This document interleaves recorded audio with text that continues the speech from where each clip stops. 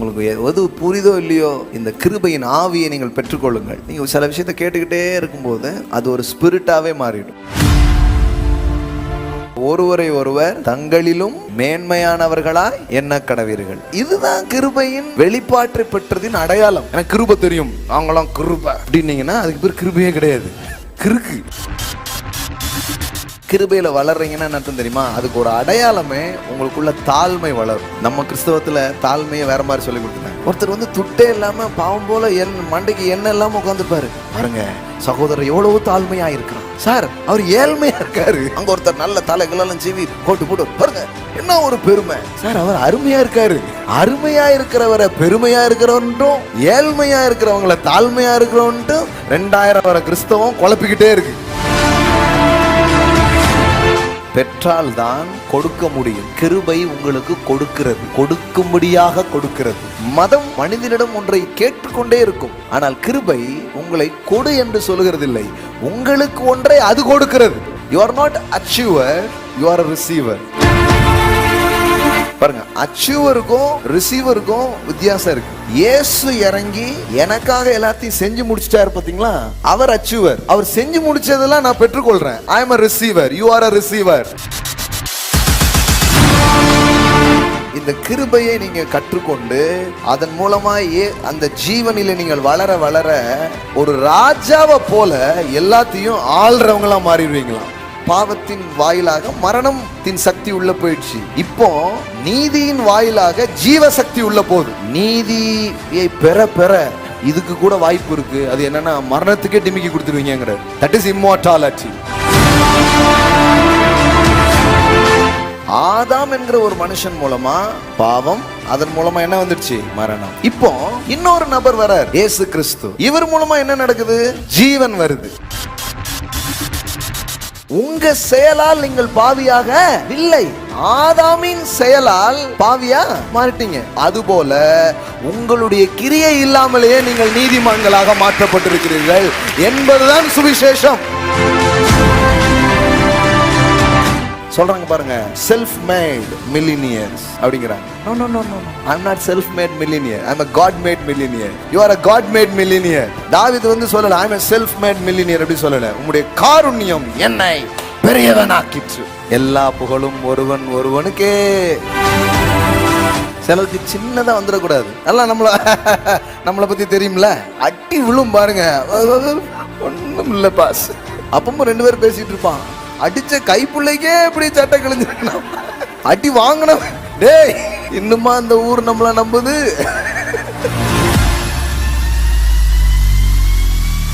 என் சுயம் சார்ந்த முயற்சிக்கு உட்படுவதற்கு பெயர் தான் நியாயப்பிரமாணம். கிருபைன்னா என்ன? அவரை நான் சார்ந்துக்க போறேன். நியாயப்பிரமாணம் கடவுளின் உள்ளத்தை காட்டவில்லை, மனிதர்களின் இருதயத்தை எது காட்டுகிறது? கடவுளின் உள்ளத்தை எது காட்டுதுன்னா தேவகுமாரனாகிய இயேசு தேவனின் உள்ளங்களை காட்டுகிற கண்ணாடியாக அவர் இருக்கிறார். கர்த்தர் நல்லவர். ஆமென். சொல்லுவோமா? கர்த்தர் நல்லவர். எல்லாம் சொல்லுங்க, இயேசு நல்லவர். ஆமென். இயேசு நேசிக்கிறார். எல்லாம் சொல்லுங்க, இயேசு நேசிக்கிறார். ஆமென். சில வார்த்தைகள்லாம் நமக்கு ரொம்ப பழகி போயிடுச்சு. என்ன ஆயிடுச்சு? பழகி போயிடுச்சதுனால மக்கள் என்ன நினைக்கிறாங்கன்னா அது ரொம்ப ஒரு ஆர்டினரி வேர்ட் மாதிரி ஆயிடுச்சு, சராசரியான ஒரு வார்த்தை மாதிரி ஆயிடுச்சு. ஆனால் அது எல்லாமே ரொம்ப பவர்ஃபுல்லான வார்த்தைகள். எல்லாம் சொல்லுவாங்க, இயேசு நேசிக்கிறார். ஆமென். இயேசு வாழ்வு கொடுக்கிறார். ஆமென். இயேசு என்னை விடுவிக்கிறார். ஆமென். ஹல்லேலூயா. எல்லாம் இயேசுவே. ஆமென். உங்களுக்கு எது புரிதோ இல்லையோ, நான் சொல்றேன், இந்த கிருபையின் ஆவியை நீங்கள் பெற்றுக்கொள்ளுங்கள். இந்த கிருபையின் ஆவி அப்படிங்கிறது பாருங்க, நீங்கள் சில விஷயத்தை கேட்டுக்கிட்டே இருக்கும்போது அது ஒரு ஸ்பிரிட்டாவே மாறிடும். இப்போ பாருங்களேன், விசுவாசத்தை குறித்து பேசிக்கிட்டே இருக்கிற நீங்கள் அதை கேட்டே இருக்கும்போது நீங்கள் என்ன ஆவினால நிரப்பப்பட்டுருவீங்க? The spirit of faith. எல்லாம் சொல்லுங்க, ஸ்பிரிட் ஆஃப் ஃபெய்த். அன்னைக்கு கூட ஜூம் மூலமாக பிஸ்னஸ் பண்ணுறவங்களுக்கு ஒரு மீட்டிங் என்ன பண்ணுறோம், மாதத்தில் 2 முறை நடத்துகிறோம். பெய்டு மீட்டிங்ஸ், விலை கொடுத்து அவர்கள் கற்றுக்கொள்கிறார்கள். விலையில்லாத ஒன்னே ஒன்று ரட்சிப்பு மட்டும்தான். ஆமென். It's free. ஃப்ரீனா நம்ம விலை கொடுக்க வேண்டியதில்லை, ஆனால் அவர் விலை கொடுத்துருக்காரு. புரியுதுங்களா உங்களுக்கு? நமக்கு தான் ஃப்ரீ, ஆனால் அது ஃப்ரீயாக வரல. உங்கள் பைபிளை கொண்டு வந்து ஒருத்தர் ஃப்ரீயாக கொடுக்காருன்னா உங்களுக்கு ஃப்ரீயாக கொடுத்தாரு, ஆனால் அவர் காசு கொடுத்தா வாங்கினாரு.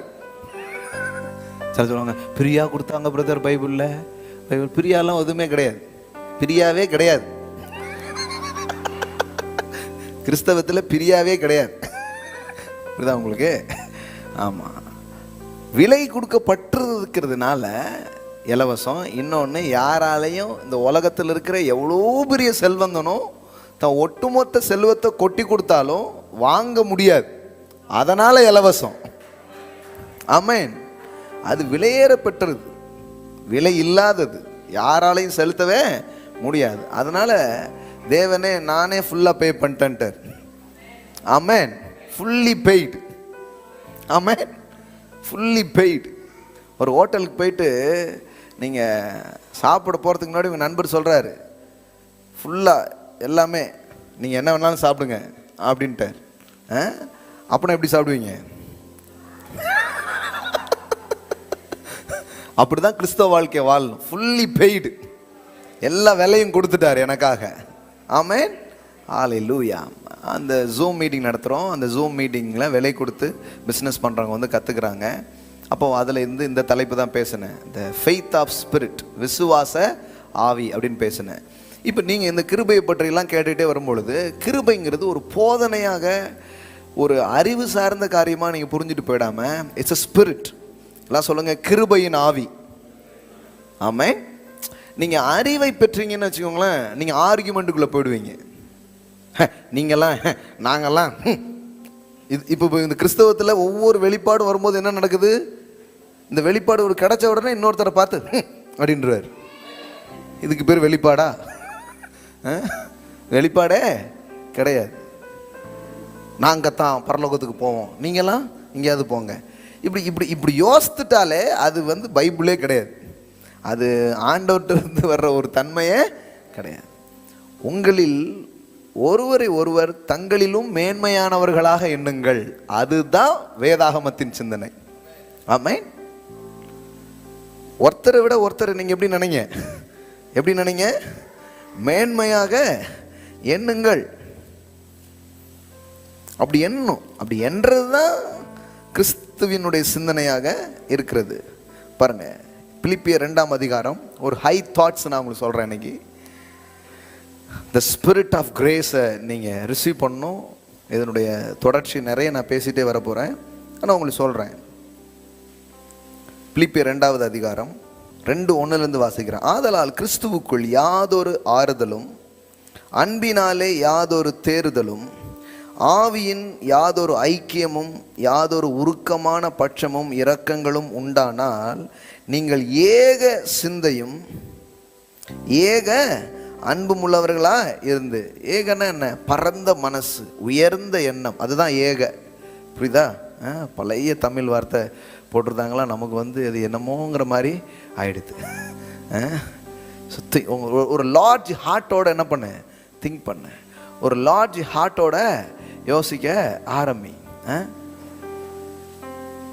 ஏக சிந்தை. ஓகே, கவனிங்க. இசைந்த ஆத்துமாக்களாய் ஒன்றையே சிந்தித்து என் சந்தோஷத்தை நிறைவாக்குங்கள்.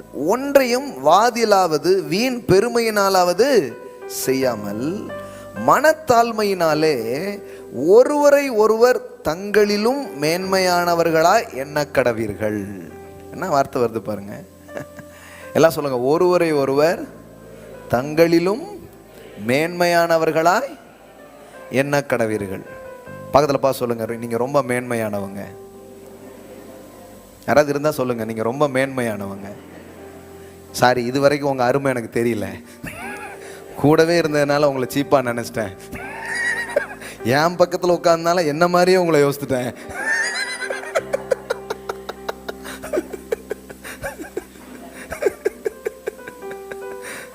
ஆனா உண்மையிலே நீங்க யாரு? மேன்மையானவர்கள். சொல்லுங்க, மேன்மையானவர்கள். பைபிள் பாருங்களேன், எவ்வளோ ஒரு ஹை தாட்டை வந்து நமக்கு கொண்டு வந்து கொடுக்க பாருங்க. ஒருவரை ஒருவர் தங்களிலும் மேன்மையானவர்களாக என்ன, இதுதான் கிருபையின் வெளிப்பாற்றை பெற்றதின் அடையாளம். எனக்கு கிருபை தெரியும், அவங்களாம் கிருபை அப்படின்னீங்கன்னா அதுக்கு பேர் கிருபையே கிடையாது, கிறுக்கு. கிறுக்கெல்லாம் கிருபைன்னு சொல்லிட்டு இருக்கக்கூடாது, லூஸ் பிடிச்சிருச்சு. எங்களுக்கெல்லாம் புது உடன்படிக்கை தெரியும் அப்படின்னீங்கன்னா பெசாட்டி நீங்கள் நியாயப்பிரமாணத்திலே பெசாட்டி இருந்திருக்கலாம் நீங்கள். ஆமாம், உங்களை பெருமைக்குள்ளாக்குச்சுன்னா அதுக்கு பேர் கிருபையே கிடையாது. உண்மையிலே நீங்கள் கிருபையை பெற்றீங்க, இல்லை கிருபையின் சத்தியத்தை கேட்குறீங்க, கிருபையில் வளர்றீங்கன்னா என்ன அர்த்தம் தெரியுமா? அதுக்கு ஒரு அடையாளமே உங்களுக்குள்ள தாழ்மை வளரும். ஆமென். ஏன் தெரியுமா? கிருபையில் நீங்கள் மேன்மை பாராட்டுறதுக்கு அங்கே ஒன்றுமே இருக்காது, அவர் மட்டும்தான் அப்படின்றீங்க. அதான் கிரேஸ். ஆமென். All grace. எல்லாம் சொல்லுங்க, ஆல் கிரேஸ். ஆமென். பாருங்களேன், கிருபையை நீங்கள் கேட்குறீங்க, இல்லை கிருபையை நீங்கள் புரிஞ்சுக்கிறீங்க, கிருபையின் உபதேசத்தெல்லாம் வளர்கிறோம், நாங்கள் கிருபையை தான் கேட்குறோம், கிருபை கிருபை கிருபை கிருபை அப்படின்றதுனாலாம் இல்லை. உண்மையிலேயே கிருபை உங்களுக்குள்ளே வருது, நீங்கள் கிருபையை விளங்கிட்டே வர்றீங்க, கிருபையின் ஆவியில் தான் நீங்கள் இன்க்ரீஸ் ஆகுறீங்க அப்படின்னு சொன்னால், ஒருவரை ஒருவர் தங்களிலும் மேன்மையானவர்களாய் என்ன ஆரம்பிப்பீர்கள். மற்றவங்களுக்கு மதிப்பு கொடுப்பீங்க. சிம்பிள். மற்றவங்களுக்கு என்ன கொடுப்பீங்க? மதிப்பு கொடுப்பீங்க. இந்த உலகத்தில் எந்த மனுஷனையும் வேல்யூ உள்ள ஒரு ஆளாக பார்ப்பீங்க. இவனா இவளா அப்படி பார்க்க மாட்டீங்க. ஏன் தெரியுமா? உங்கள் மதிப்பை ஒருவர் உங்களுக்கு மீட்டு தந்து விட்டார். That is grace. ஆமென். ஒரு நாள் என்னையே எனக்கு பிடிக்காம இருந்துச்சு, ஆனால் இயேசு வந்து சொல்லிட்டாரு, ஒன்னைத்தான் எனக்கு பிடிச்சிருக்குன்ட்டு. ஆமென். அதுக்கப்புறம் என்ன பிடிச்சது மட்டும் இல்லாமல் எனக்கு எல்லாரையும் பிடிக்க ஆரம்பிச்சிடுது. இதுதான் இந்த பரிமாற்றம் தான். எத்தனை பேர் அதை எக்ஸ்பீரியன்ஸ் பண்ணுறீங்க, அனுபவிக்கிறீங்களா? கிருபையின் ஆவியா இல்லை வேற ஏதா? அப்போது இது உள்ள வேலை.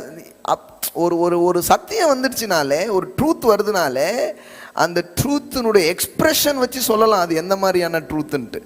அதனால தான் வந்து கனியை பார்த்தா தெரிஞ்சுக்கலாம், கனிகளால் நீங்கள் அறியீர்கள் அப்படிங்கிறாரு. இந்த ஃப்ரூட் வந்து மரம் என்ன மரம்னு என்ன பண்ணுது சொல்லுது. அது மாதிரி தான் நீங்கள் வந்து ஒரு சபைக்கு போகிறீங்க, ஒரு சத்தியத்தை கேட்குறீங்கன்னா அதனுடைய ஃப்ரூட் உங்கள்கிட்ட இருந்து என்ன பண்ண ஆரம்பிக்கும்? வெளிப்பட ஆரம்பிக்கும். அந்த கனி உங்கள்கிட்ட இருந்து வெளிப்பட ஆரம்பிக்கும். அதில் ரொம்ப முக்கியமானது தாழ்மை. எல்லாம் சொல்லுங்கள், தாழ்மை. தாழ்மைங்கிறது என்ன? உங்களை மட்டமாக நினைக்கிறதா? நம்ம கிறிஸ்தவத்தில் தாழ்மையை வேற மாதிரி சொல்லி கொடுத்துட்டாங்க. தாழ்மைன்னா என்னன்னு சொல்லி கொடுத்துட்டாங்கன்னா, நீ ஒன்றுமே இல்லை, ஒன்றுமே இல்லைன்னு நினை, நீ எதுக்குமே உதவ மாட்ட, நீ சரியே கிடையாது. இதுக்கு பேர் தான் தாழ்மைன்னு சொல்லிட்டாங்க. அதுக்கு பேர் தாழ்வு மனப்பான்மை. எல்லாம் சொல்லுங்க, தாழ்வு மனப்பான்மை வேற, தாழ்மை வேற. சிலர் காசே இல்லாமல் இருக்கிறாரு பாருங்க, என்ன தாழ்மை சார், அதுக்கு பேர் ஏழ்மை. ஐயோ, இவங்களுக்கு விளக்கம் சொல்லியே. புரியுதா உங்களுக்கு?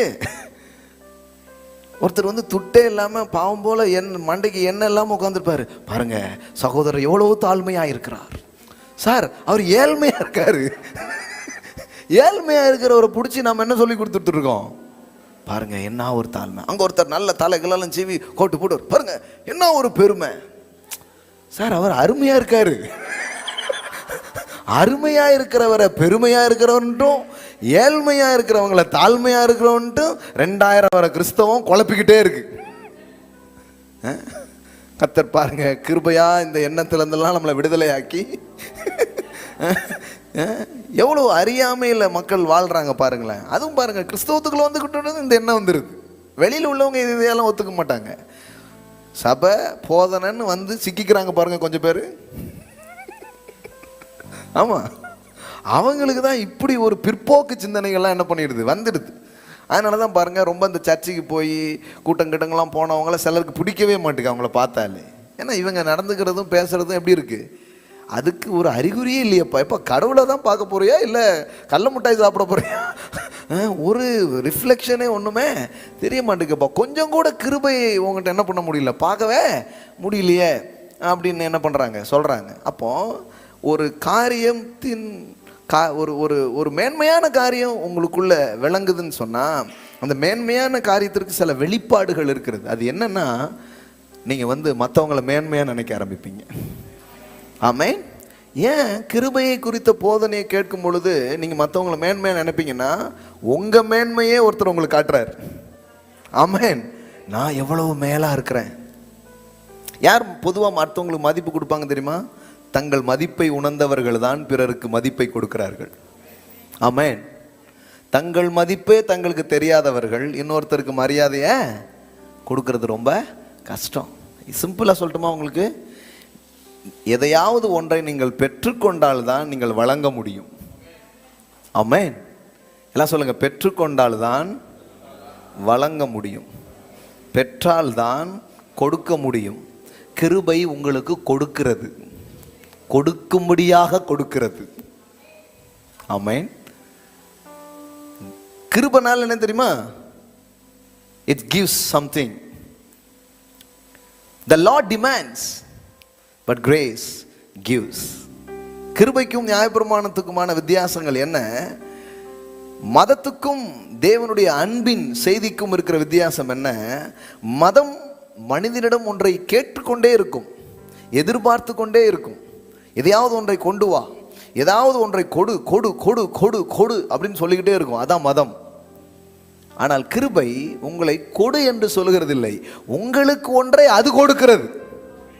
ஆமென். எல்லாம் சொல்லுங்க, பெறுகிறவர்கள்.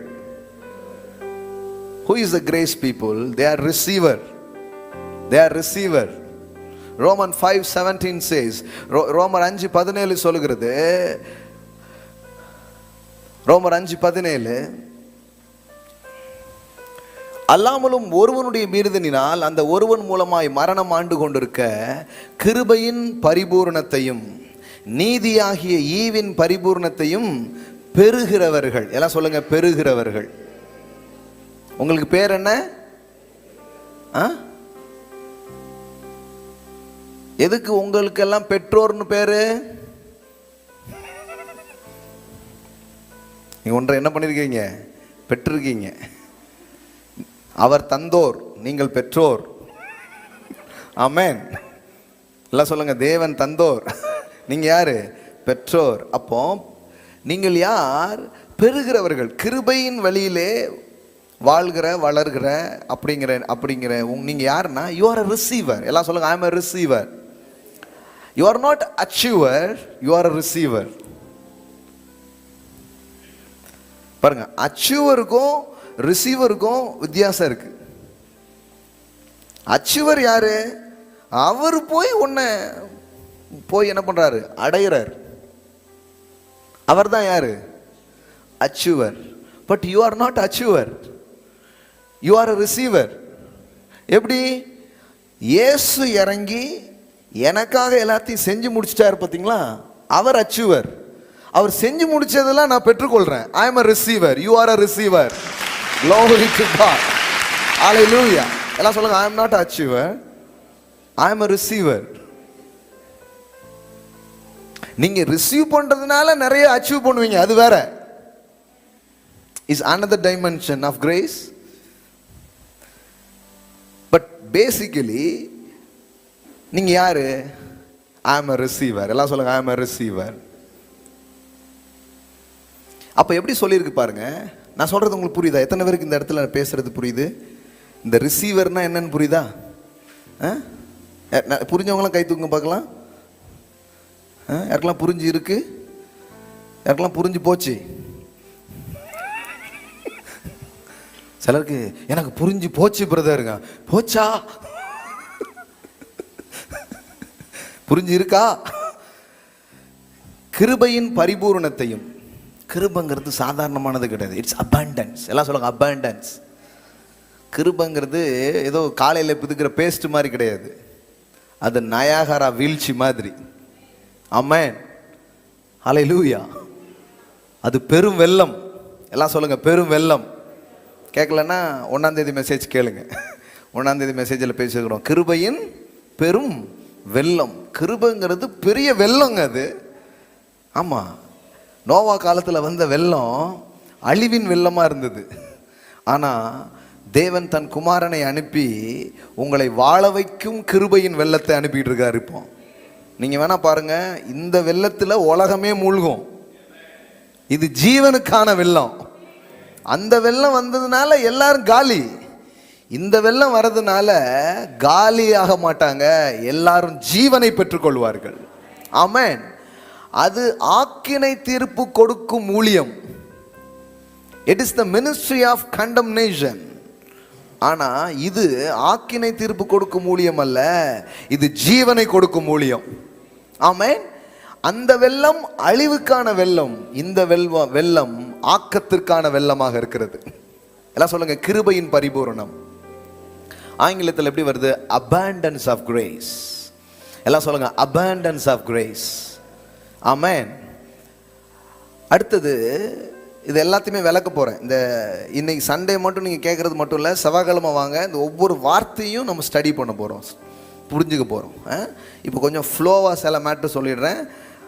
செவ்வாய்க்கிழமை இதை ஸ்டடியாக என்ன பண்ண போகிறோம், நிறைய பார்க்க போகிறோம். கிருபையை குறித்த ஒரு நல்ல வேத பாடத்துங்களை கற்றுக்கொள்ள போகிறோம். அக்கு வேற ஆணி வேற பிரிச்சுருவோம், சரியா?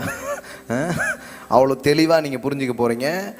ஏன்னா இது சாதாரணமான காரியம் இல்லை. இந்த கிருபையின் வெளிச்சத்தையும் வெளிப்பாட்டையும் நீங்கள் புரிஞ்சிட்டீங்கன்னா நீங்கள் எப்படி வாழ்வீங்க? அந்த வசனத்தில் இருக்குது பாருங்க, பெறுகிறவர்கள் இயேசு கிறிஸ்து என்னும் ஒருவராலே ஜீவனை அடைந்து. கிருபையை கேட்க கேட்க எதை அடைகிறீங்களா? எல்லாம் சொல்லுங்க, ஜீவனை அடைந்து. இதுவும் பெற்றுக்கொள்றது தான். எல்லாம் சொல்லுங்க, நான் ஜீவனை அடைகிறேன். அடைந்து என்ன போட்டிருக்குது? ஆளுவார்கள் என்பது அதிக. அப்படின்னா என்ன? You will rain. இந்த கிருபையையும் அதன் பரிபூர்ணத்தையும் தேவனுடைய நீதியையும் நீங்க புரிந்து அதை நீங்கள் பெற்றுக்கொள்ள இந்த பெறுகிறவர்கள் அப்படின்னு இருக்கு பாருங்க. இது the present continuous word. இது ஒரு டைம்ல நடக்கிற ஒரு மேட்டர் கிடையாது, இது தொடர்ந்து நடந்துகிட்டே இருக்கிற ஒரு விஷயம். எல்லாம் சொல்லுங்க, பெறுகிறவர்கள். அப்ப பெறுகிறவர்களுக்கு என்ன நடக்கும்? ஜீவனை அவர்கள் பெற்று ஆளுவார்கள் என்பது அதிக நிச்சயமாமே. ஆம்பிளிஃபைட்ல எப்படி வருது பாருங்க, receive the abundance of grace and the free gift of righteousness, reign in life through the one Jesus Christ. இன்னும் சில டிரான்ஸ்லேஷன்ஸ்ல எப்படி வருதுன்னா, you will reign in this life like king அப்படின்னு இருக்கு. அதாவது ஆளுவீர்கள்னாலே யார் ஆளுவா? அதிலே வந்துருது. அப்படின்னா என்ன தெரியுமா? இந்த கிருபையை நீங்க கற்றுக்கொண்டு இந்த நீதியை நீங்கள் புரிந்து கொண்டு அதன் மூலமாக அந்த ஜீவனில் நீங்கள் வளர வளர எந்த மாதிரி லைஃப் ஸ்டைலுக்குள்ளே போயிருவீங்கன்னா, you will reign like king.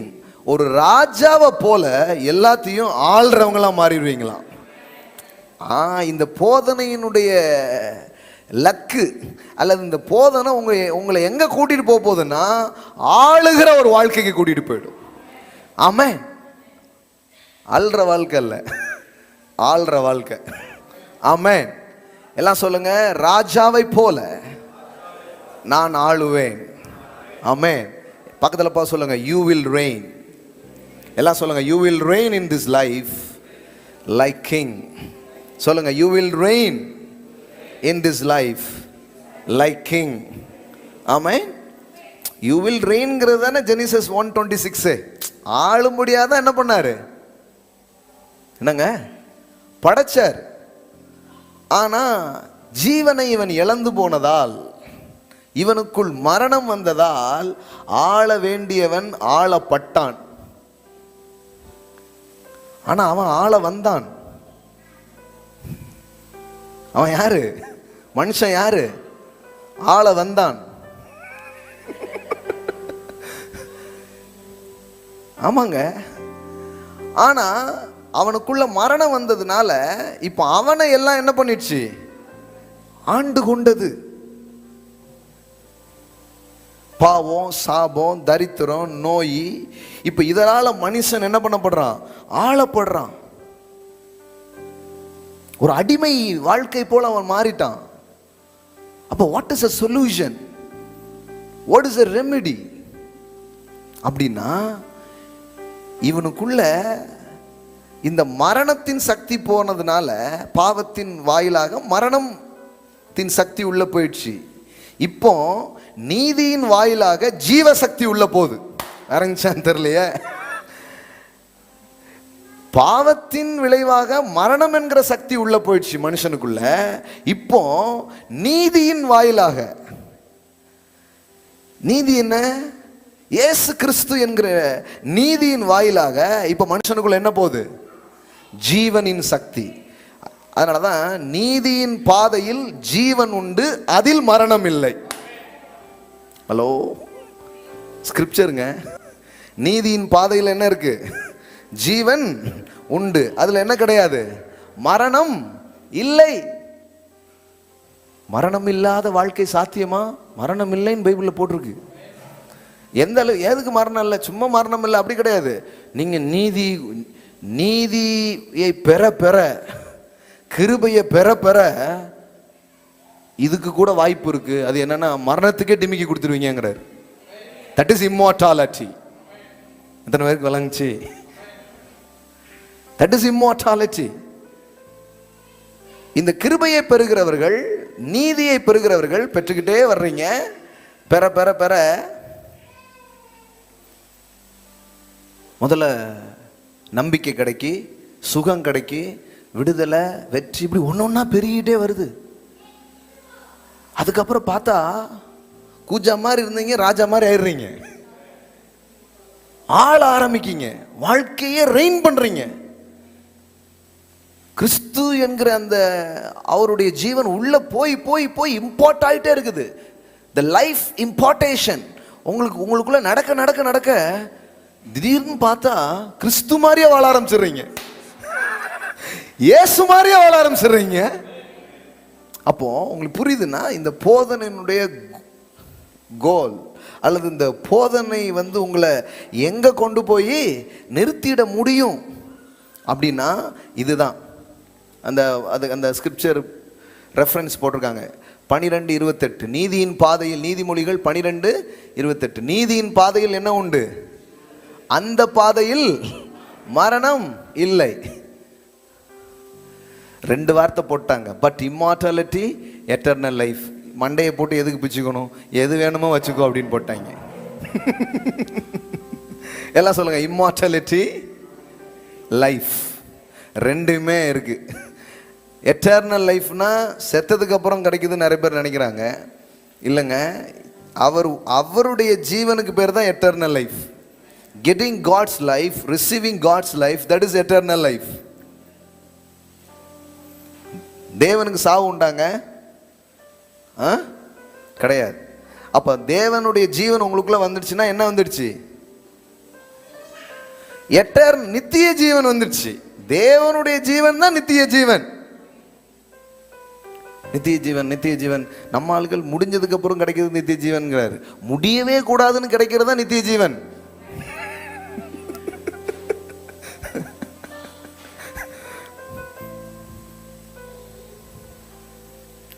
இது வந்து ஒரு ஜோம் ஒன்று பேருங்கிற சர்ச்சை கிடையாது. இது நல்ல லிசன் பண்ணிட்டே வரணும், கவனிக்கணும் என்ன பேசுறாங்க. அதாங்க பெரிய விஷயம். ஆமா, அப்ப கவனிங்க. ரோமன் 5:17. அல்லாமலும் ஒருவனுடைய மீறுதலினால் அந்த ஒருவன் மூலமாய் மரணம் ஆண்டு கொண்டிருக்க. ஒருவன் தான் சப்ஜெக்ட். யார் மூலமா மரணம் வந்துச்சு? ஆதாம் என்கிற ஒருவன் மூலமா என்ன வந்துடுச்சான்? மரணம் வந்துச்சான். நான் சொல்லட்டுமா? Death is not God's idea, life is God's idea. மரணம் கடவுளுடைய திட்டம் அல்ல, ஜீவன் தான் கடவுளுடைய திட்டமா இருக்குது. ஆமென். அதனாலதான் உபாகமத்தில் சொல்றார், சூஸ் லைஃப். அப்படிங்கிறார். ஆசீர்வாதம் இருக்கு, சாபம் இருக்கு, ஜீவன் இருக்கு, மரணம் இருக்கு. நீயும் உன் சந்ததியும் பிழைக்கும்படிக்கு ஜீவனை தெரிந்து கொள் அப்படிங்கிறார். எது கடவுளுடைய சித்தம்? நான் சாவறதா வாழ்றதா, ஆசீர்வாதமா சாவமா? குழப்பமே வேண்டாம், கடவுளே சொல்லிட்டாரு. இது எப்படி தெரியுமா? சூஸ் த ரைட் ஆன்சர்னு வரும் கொஸ்டின். அதை கூட டிக் பண்ண முடியாம முடிச்சிட்டு இருப்பாங்க சில பேர், பார்த்தீங்களா நீங்க? ரொம்ப ஈஸியாக என்னன்னா 2 பதில் கொடுத்துருப்பாங்க, அது ஈஸி. ரொம்ப பேர் என்ன பண்ணிடுவாங்க, அதில் போய் ஒரு மார்க் நல்லா வந்துடும், முடிச்சுட்டு இருப்பாங்க. சில நேரம் ஸ்கூல் பேரை காப்பாற்றுமேனு வாத்தியார் அதை அப்படின்னு சொல்லிட்டு போவார். நாங்களாம் அந்த மாதிரி ஸ்கூலில் படித்து வந்திருக்கோம், கிருபையின் பள்ளியில் படிச்சிருக்கிறோம் நாங்களாம். நீங்களாம் இதில் படிச்சிங்கன்னு தெரில. ஐயோ பாவம், உங்களெல்லாம் பார்த்தா எனக்கு பாவமாக இருக்குது. அப்படி தான் பாஸ் ஆகி 8ஆம் கிளாஸ், அப்பவும் 8ஆம் கிளாஸ் வரைக்கும் தான் வந்திருக்கு பாருங்களேன். ஏன்னா திருநெல்வேலிக்கு வந்ததுக்கப்புறம் கிருபையின் பள்ளி இல்லை, கத்திட்டலில் வந்து செல்லுபடி ஆகலை. 9th போட்டாங்க, போயிடுச்சு. 9thலேயே போயிடுச்சு பாருங்க. ஆமாம். அதுக்கப்புறம் கடவுள் பாம்பே கூட்டு போய் அவர் ஒரு கிருபையின் பள்ளி வச்சு நம்மளை இவ்வளோ தூரம் உருவாக்கி கொண்டு வந்துருக்கிறார்.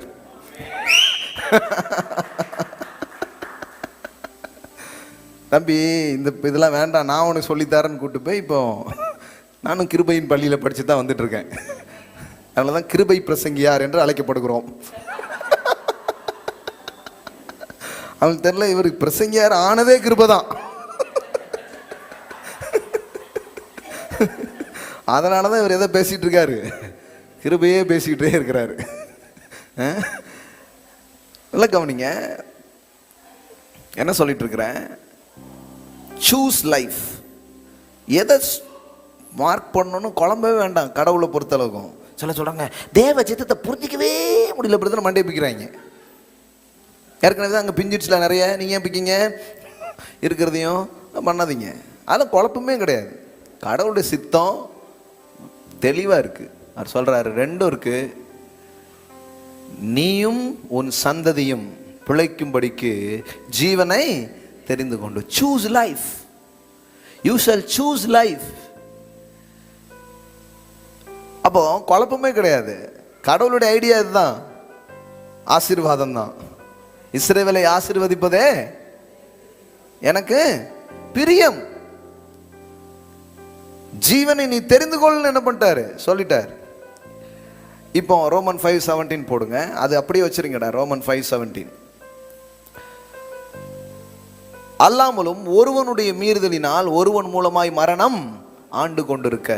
அப்போ மரணம் என்கிற ஒன்று ஆதாம் என்கிற ஒரு மனுஷனுடைய கீழ்ப்படியாமைனால உள்ள என்ன பண்ணுது, என்டர் ஆகுது. ஆனா இப்ப பாருங்க, ஆண்டு கொண்டிருக்க கிருபையின் பரிபூர்ணத்தையும் நீதியாகிய ஈவின் பரிபூர்ணத்தையும் பெறுகிறவர்கள்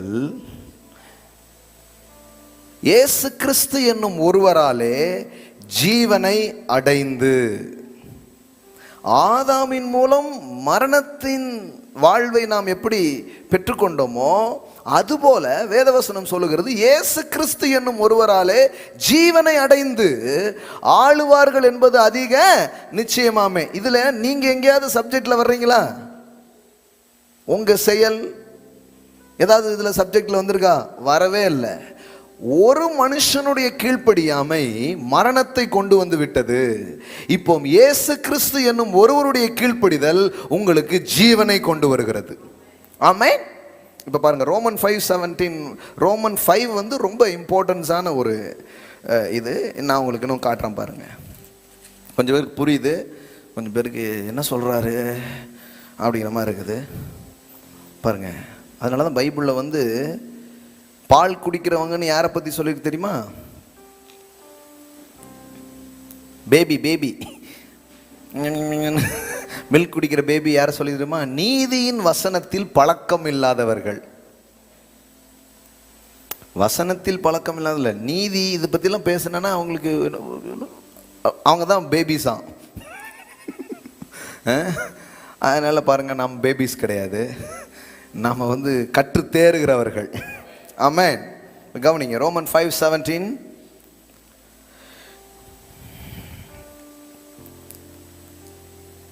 பதினாலு 12 பாருங்க. இப்படியாக ஒரே மனுஷனால் பாவமும் பாவத்தினாலே மரணமும் உலகத்தில் பிரவேசித்தது. அதாவது ஆதாம் என்கிற ஒரு மனுஷன் மூலமா பாவம், அதன் மூலமா என்ன வந்துடுச்சு? மரணம். இப்போ இன்னொரு நபர் வரார். அவர் யாரு? இயேசு கிறிஸ்து. ஆமென். நல்லா கவனிங்க, இயேசு கிறிஸ்து. இவர் மூலமா என்ன நடக்குது? இவர் நீதியா இருக்கிறாரு. நீதியின் வாயில என்ன வருது? ஜீவன் வருது. இப்போ உங்க வாழ்க்கையில மரணம் எப்படி வந்துச்சு? மரணம்னு நான் சொல்றது என்ன? வாட் இஸ் டெத் மீன்ஸ் என்னன்னா, தீமையின் தொகுப்பு தான் மரணம். The totality of evil, it's called death. Life means the totality of goodness, that is life. அதாவது தீமையின் முழுமைக்கு பெயர் தான் மரணம், நன்மையின் முழுமைக்கு பெயர் தான் ஜீவன். இவ்வளவு புரிஞ்சுக்கோங்க, அப்புறம் இன்னும் நிறைய பார்க்கலாம். இப்போ ஆதாமுடைய கீழ்ப்படியாமையினால தான் என்ன வந்திருக்கு? பாவமும் பாவத்தினால் மரணமும். கரெக்டா? இப்போ ஜீவன் எப்படி வருது? இயேசுவின் கீழ்ப்படிதல், அவருடைய நீதி, அதன் மூலம் தான் என்ன வருது? ஜீவன் வருகிறது. நான் கேட்கிறேன், இதுல நீங்க எங்க சப்ஜெக்ட்ல இருக்கிறீங்கன்னு கேட்கிறேன். பக்கத்துல பார்த்து சொல்லுங்க, you are not a subject. இது எப்படின்னா, ஆதாமுக்குள் நாம் எல்லோரும் பாவிகளாக்கப்பட்டோம். இப்போ வித்தவுட் யுவர் ஆக்ட், நீங்க எந்த ஆக்டும் செய்யாமலே யாரா மாறிட்டீங்க? பாவி ஆயிட்டீங்க ஆதாமுக்குள்ள. இந்த பக்கம் ஆதாம் வச்சுக்கோங்க, சரியா? இந்த பக்கம் வந்தேன்னா இயேசுன்னு வச்சுக்கோங்க. மாத்தி ஏதாவது வந்தேன்னா சொல்லிருங்க. நீங்க பாவம் செஞ்சதுனால நீங்க பாவியா? ரொம்ப காலமா நாம என்ன கேட்டுக்கிட்டு இருக்கிறோம்னா, பாவம் பண்ணிட்டடா, பாவம் பண்ணிட்ட. நீ செய்த பாவத்தினால் நீ பாவியானாய். இதுதான் நம்ம கேட்டுட்டே இருக்கோம். எனக்கு பைபிள்ல இருந்து ஒரு வசனம் அப்படி காட்டுங்க பார்க்கலாம். உங்க செயலால் நீங்கள் பாவியாக இல்லை, ஆதாமின் செயலால் நீங்க என்னவா மாறிட்டீங்க? பாவியா மாறிட்டீங்க. இப்போ ஒருத்தர் கேட்குறாரு, நான் பாவி ஆகணும்னா என்ன பண்ணணும் அப்படின்னு உங்கள்கிட்ட கேட்குறாரு. பாவி ஆகணும்னா பேங்க் லாக்கரை உடைக்கணும், போய் நல்லா குடிக்கணும், பொண்டாட்டியை அடிக்கணும், இப்படிலாம் பண்ணால் நீ பாவி ஆயிடுவே அப்படின்னு டிப்ஸ் கொடுப்பீங்களா நீங்கள்? நம்ம என்ன நினைக்கிறோன்னா, ஒரு மனிதன் செய்கிற செயலால் தான் அவன் யாரா மாறுறான்? பாவியா மாறுறான் நம்ம நினைக்கிறோம். இன்னைக்கு ஏன் நம்ம நீதிமான்ங்கிறத நம்மளால நம்ப முடிய மாட்டேங்குது தெரியுமா? முதல்ல நம்ம எப்படி பாவியானோங்கிறது தெரியணும். இது விளங்குனாதான் இது விளங்கும். இது விளங்கலன்னு வைங்களேன், இது விளங்கவே விளங்காது. அதாவது சப்ஜெக்டை சொல்லிட்டு இருக்கேங்க, உங்களை சொல்லல. நீங்க விளங்குறதுக்காக தானே நான் பிரசங்கம் பண்ணிட்டு இருக்கிறேன். நான் பேசுறது சப்ஜெக்ட, சரியா? அதான் முதல்ல சொல்லிட்டேன், நீங்க சப்ஜெக்ட் இல்லைன்ட்டு. கூடவே வரீங்களா? கவனிங்க. அப்ப பாவியா எப்படி ஆனோம்? நம்ம என்ன நினைக்கிறோம்னா, செஞ்சதுனால தான் பாவிக்கிறோம். இல்ல, பாவம் செய்ததினால் நீங்க யாரா மாறல? பாவியா மாறல. யார வேதம் பாவின்னு சொல்லுது? பாவம் செஞ்சவனையா? இல்ல. தாவீது சொல்றான் பாருங்க, என் தாய் என்னை பாவத்தில் கர்ப்பம் தரித்தாள். அப்படின்னா என்ன? நான் பிறக்கும் போதே நான் யாரா தான் பிறந்தேன்? பாவியா தான் பிறந்தேன். நம்ம ஆட்கள் சில பேர் இருக்காங்க, அந்த வசனத்துக்கு வேற விளக்கம் கொடுக்குறவங்களா இருக்கிறாங்க. கர்ப்பம் தரிக்கிறதே பாவம்ட்டாங்க. இவங்களை என்ன பண்றதுன்னு தெரியல. இவங்களுக்கு தனியா எங்கேயாவது புழல் மாதிரி வேற எங்கேயாவது இவங்களை கூட்டு போகணும். பாவத்தில் கர்ப்பம் தரித்தால், கர்ப்பம் தரிக்கிறதே பாவம்ட்டாங்க. கண்டிப்பாடா, உன்னை கர்ப்பம் தெரிச்சது பெரிய பாவம்டா அப்படின்னு சொல்லணும் போல இருக்குது. நல்லா தெரிஞ்சுக்கோங்க. அது சொல்ல பை பர்த், எல்லாம் சொல்லுங்க, பிறப்பு. பிறப்பிலேயே நம்ம ஆதாமின் சந்ததியில் வர்றதுனால நம்ம யார் ஆகிறோம்? பக்கத்தில் பார்த்து சொல்லுங்க, நீங்கள் பாவம் செய்ததால் பாவி அல்ல. சாரி, உங்களை வேற தப்பா நினைச்சிட்டேன்னு சொல்லிடுங்க. பாவம் செஞ்சதுனால நீங்க யாரு கிடையாது. அப்போ அதெல்லாம் ஒரு கிஃப்ட் பாஸ்.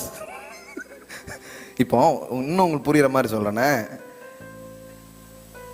ஒரு வம்சத்தில் நீங்கள் பிறகுறீங்க, ஒரு பரம்பரையில் நீங்கள் பிறகுறீங்க. தாத்தா வந்து நல்ல வேலைகளை பார்த்து நிறைய சம்பாதிச்சு சொத்துக்கத்தெல்லாம் என்ன பண்ணுறாரு, நிறைய உண்டாக்கி வைக்கிறாரு. இப்போ நீங்கள் அந்த வம்சத்தில் பேர பிள்ளையாக பிறகுறீங்க. இப்போ தாத்தாவுடைய சொத்துக்கு நீங்கள் யாராக இருக்கிறீங்க? வாரிசு. தாத்தாவுடைய சொத்துக்கெல்லாம் பேரன் யாராக மாறுறான்? வாரிசா. மகனும் வாரிசா மாறுறான், பேர பிள்ளைகளும் வாரிசா மாறுறாங்க. இவங்க சம்பாதிச்சதா? இவங்க எதாவது செஞ்சாங்களா? செய்யலை. இப்போ சொத்துக்கு மட்டும் வாரிசா மாற முடியாது. அவர் ஏதாவது கடன் வாங்கி வச்சிருந்தா வைங்க, தாத்தா வேற மாதிரி தாத்தாவா இருந்திருந்த வைங்களேன். இப்போ நீங்க பிறக்கும் போதே தம்பி நீ கடன்காரன், என்ன அதுவா எனக்கு பேரு? ஆமா, பை பெர்த்லே நீ யாரா மாறிட்ட? கடன்காரன். அவர் நான் எங்க கடன் வாங்க, நான் யார்ட்டையும் வாங்கலையே. சொத்து இருந்தா மட்டும் உனக்கு உரிமை இல்லை. கடன் வாங்கி வச்சிருந்தாலும் யார் தான் பொறுப்பு? நீ தான் பொறுப்பு. புரியுதுங்களா உங்களுக்கு? இப்படி தானே வருது எல்லாமே. எனக்கு சொந்தம், எங்கள் அப்பாவுடையது எனக்கு தான் சொந்தம். எப்படி சொல்கிறீங்க? பெர்த்னால.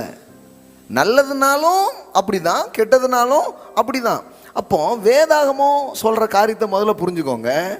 ஒரு மனிதன் தன் பாவ செயல்களை அவன் செய்வதினால் அவன் யார் கிடையாது?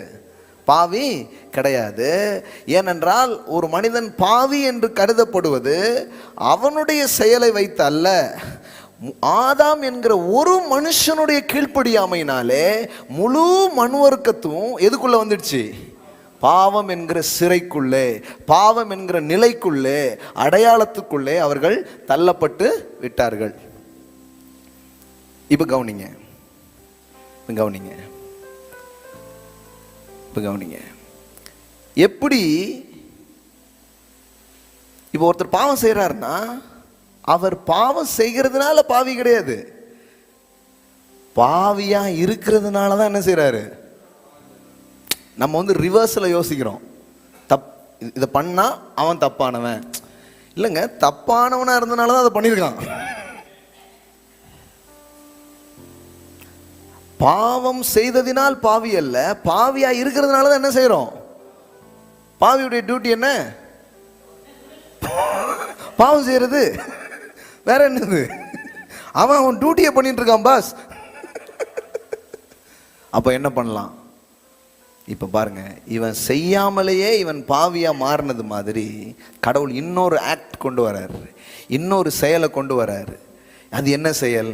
இப்ப பாருங்க, ரோமன் 5:19. அன்றியும் ஒரே மனுஷனுடைய கீழ்ப்படியாமையினாலே அநேகர் பாவிகளாக்கப்பட்டது போல. போல எல்லாம் சொல்லுங்க, போல.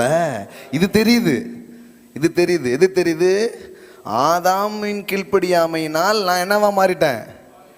இப்போ அது போல வேதவசனம் சொல்லுது, ஒருவருடைய கீழ்ப்படிதலினாலே. எல்லாம் சொல்லுங்க, ஒருவருடைய கீழ்ப்படிதல். இதை பத்தி நம்ம கேட்கவே இல்லை. இயேசுவின் கீழ்ப்படிதலை பத்தி கேட்கவே இல்லை. மாறா நம்ம என்ன கேட்டோங்க தெரியுமா? நீ கீழ்ப்படிஞ்சியா, நீ கீழ்ப்படிஞ்சா நீ நீதிமான். அங்க எப்படி தெரியுமா? அவனுடைய கீழ்ப்படியாமைனால நான் பாவி. ஆனா இங்க எப்படி சொல்லிட்டாங்கன்னா, இப்ப நீ கீழ்ப்படிஞ்சா நீதிமான். பாஸ், இது என்ன அநியாயமா இருக்கு? ஆதாமின் கீழ்ப்படியாமையினால நான் பாவி ஆயிட்டேன், இப்ப மறுபடியும் என்னுடைய கீழ்ப்படிதலால நான் நீதிமானா போறேன். இது அநியாயமா இருக்க. வேதவசனம் அப்படி சொல்லவே இல்லை. கீழ்ப்படிதலால் ஒரு மனிதன் நீதிமான் ஆகிறாங்கிறதே இல்லை. ஒரு மனிதனும் தன் கிரியையினால் நீதிமான் ஆக முடியாது, ஆவது இல்லை என்பதுதான் வேதவசனத்தின் தெளிவான போதனையா இருக்கிறது. பாருங்க, நீ பேசுறது ரொம்ப பேசிக்கா. இது புரியலன்னா கிறிஸ்தவமே நமக்கு இன்னும் புரியலன்னு அர்த்தம். ஆமா, சுவிசேஷமே நமக்கு இன்னும் விளங்கலன்னு அர்த்தம். இங்க பாருங்க, ஒருவருடைய கீழ்ப்படிதலினாலே அநேகர் நீதிமான்களாக்கப்படுவார்கள். இப்போ பாவியானது ஆதாமின் செயலால் வெற்றிகரமாக நடந்துடுச்சா? பாவின்னு யாருக்கா டவுட் வருதா?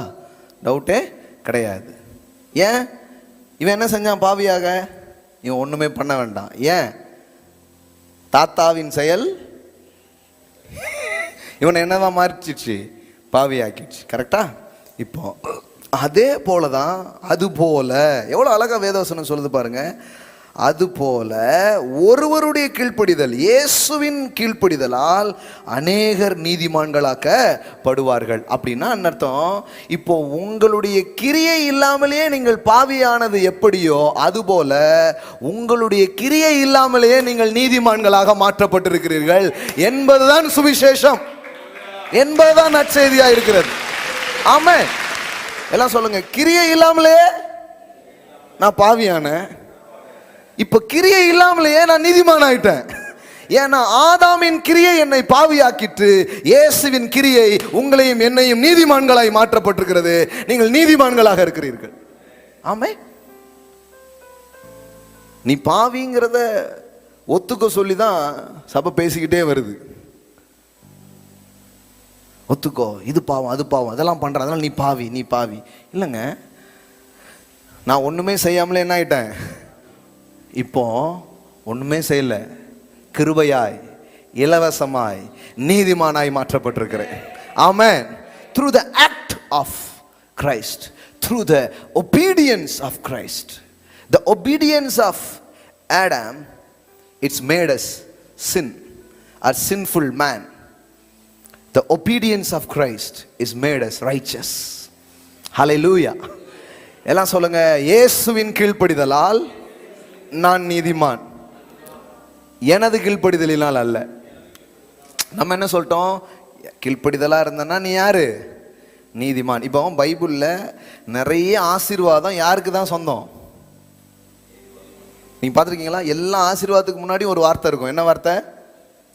நீதிமானின் சிரசின் மீது ஆசீர்வாதம் தங்கும், நீதிமானின் சந்ததி பலத்திருக்கும், நீதிமான் வேர் உறுதியா இருக்கும். வேற நீதிமான் மேல என்ன ஆசீர்வாதம்லாம் இருக்கு? செழிப்பான்.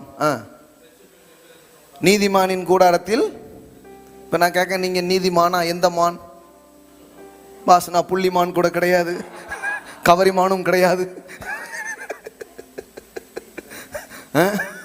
என்னங்க?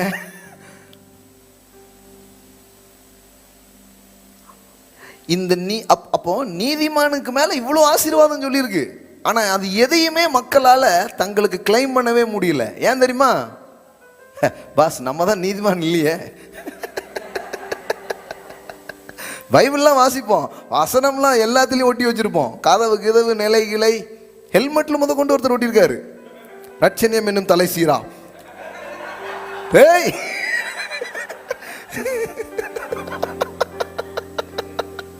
அதுக்கு ஒரு வசனம் கண்டுபிடிச்சு ஓட்டிருக்காரு பாருங்க. எங்க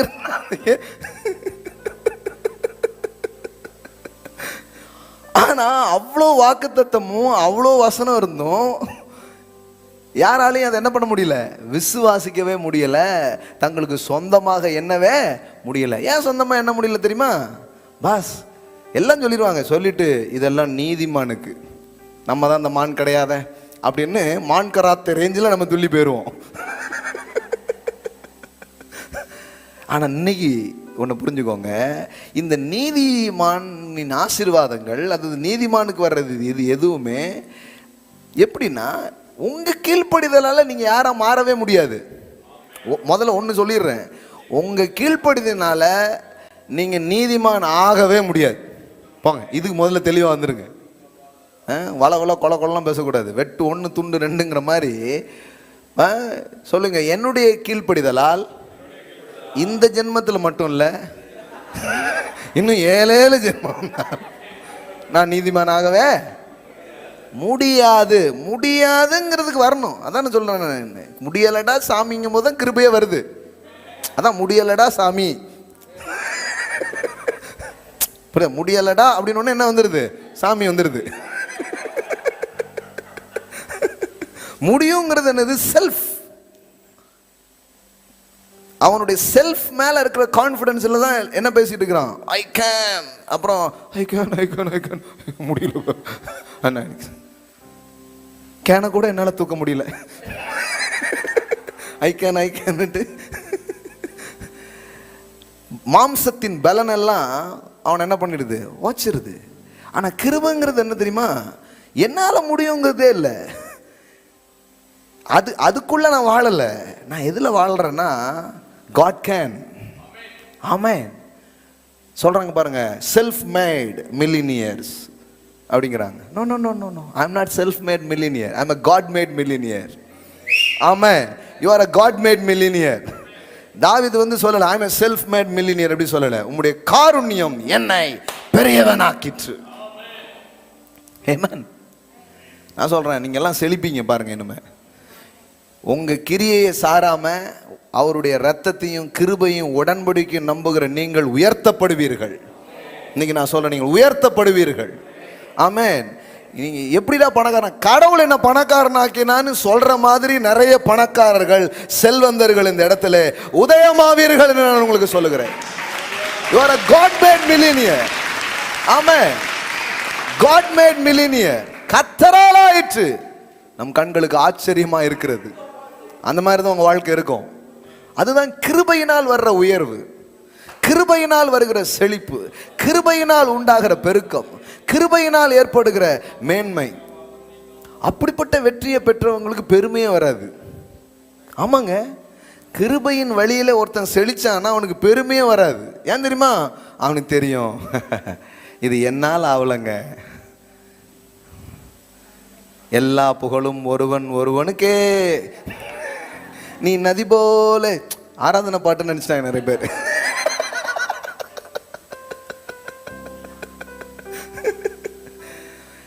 அம்புட்டு ஆஸ்காரம் வாங்கினாலும் ஒருத்தர் சொல்றாரு glory to God.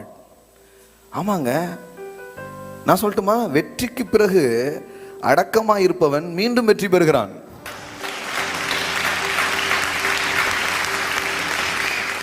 சிலருக்கு சின்னதா வந்துடக்கூடாது. எல்லாம் நம்மளை பத்தி தெரியும்ல, எல்லாம் நம்ம ஃபேமிலி பேக்ரவுண்டு. அட்டி விழும் பாருங்க.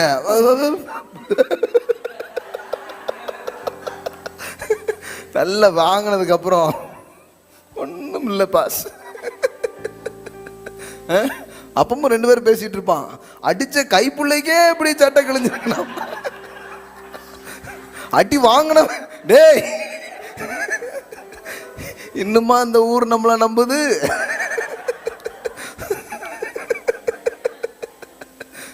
இவ்வளவு நேரம் ரோமர் கிமர்னா ஒன்னும் புரியல. ரோமரா அஞ்சா அப்படின்னு நீங்க இப்ப புரியுது பாருங்களேன். இப்ப நல்லாவே புரியுது. எல்லாருக்கும் வெளிப்பாடு வருது பாருங்க.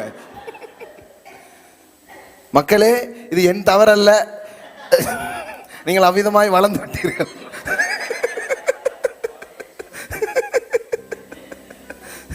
ஆதாமு ரோமரு எல்லாம் சொன்னா ஒன்றும் புரிய மாட்டேங்குது. ரூமரா இருக்குன்ட்டாங்க. ரோமர்ல இருந்து பேசினா ரூமரா?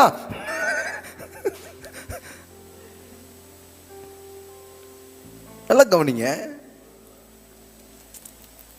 செல்ஃப் மேடு அப்படி கிடையாது, காட் மேட். எல்லாம் சொல்லுங்க காட் மேட். அந்த ஆளுக்கு பெருமையே வராது.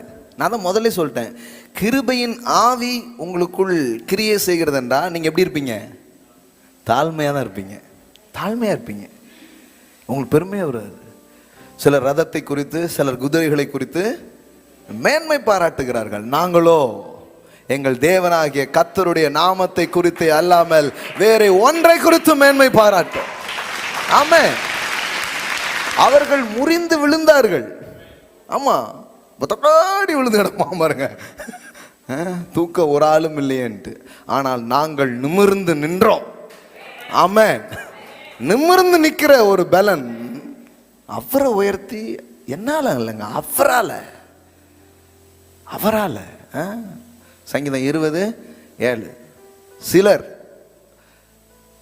ரதங்களை குறித்தும் சிலர் குதிரைகளை குறித்தும் நான் எப்படி வெற்றி பெற்றேன், what is secret of success, அதாவது பாருங்க என்னுடைய வேர்வையே வெற்றியின் ரகசியம் அப்படிம்பாங்க. பார்த்தீங்களா?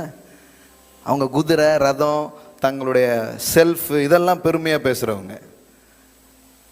ஒன்றும் இல்லை, நான் வாங்கின டிகிரி, அப்புறம் ஒரு நாள் டிகிரி காப்பி கூட போட முடியாது டிகிரியை வச்சு. நான் படிப்பு என்னுடைய, அதெல்லாம் பாருங்களேன், விழுதலுக்கான முக்கியமான காரணமே பெருமை தான். அவன் பைபிளில் போட்டிருக்கு, விழுதலுக்கு முன்னானது மேடு தட்டி தான் விழுந்துட்டோம். மேட்டின்மை. விழுதலுக்கு முன்னானது என்னது நான் சொல்லட்டுமா? அப்போ எழுதலுக்கு முன்னானது தாழ்மை. ஆமென்.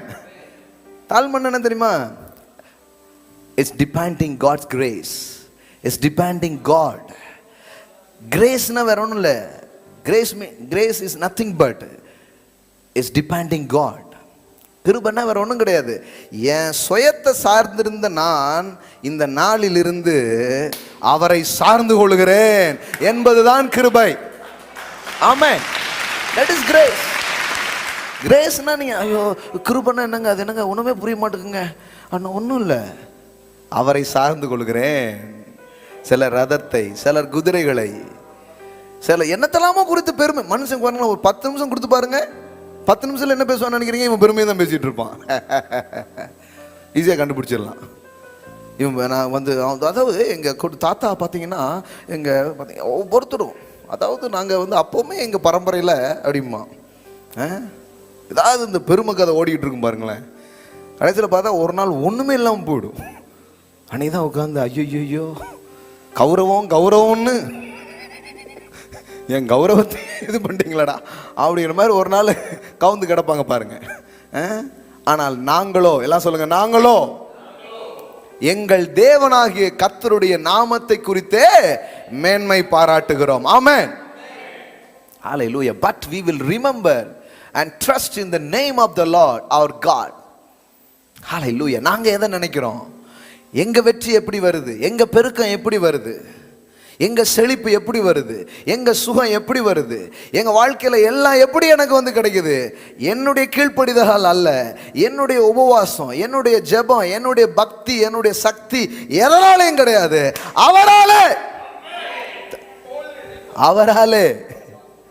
அவராலே. ஆனா இதை நமக்கு சொல்லித்தரல. இந்த கிருபையை சொல்லித்தராம காலாகாலமா கிறிஸ்தவம் எதை பேசிட்டு தெரியுமா? உன் கீழ்ப்படிதலால தான் நீ யாரா மாற போற தம்பி, நீ கீழ்ப்படியணும். இப்ப நான் என்ன கேட்கிறேன்னா, கீழ்ப்படிதல் வேண்டாம் அப்படிங்கிறது தான் கிருபையா? இல்ல, கீழ்ப்படிதல் வேண்டாம் அப்படின்னு சொல்றதுக்கு பேர் கிருபை இல்ல. கீழ்ப்படிதலே ஒரு ஆசீர்வாதமா கடவுள் உங்களுக்கு தரார். Obedience is one kind of blessings. பாருங்க, என்னால இப்போ கீழ்ப்படிஞ்சு வாழ முடியுதுங்கிறது கடவுள் உங்களுக்கு அருளும் ஒரு கிருபை. எங்க கீழ்ப்படிதலே ஒரு கிருபை தாங்க.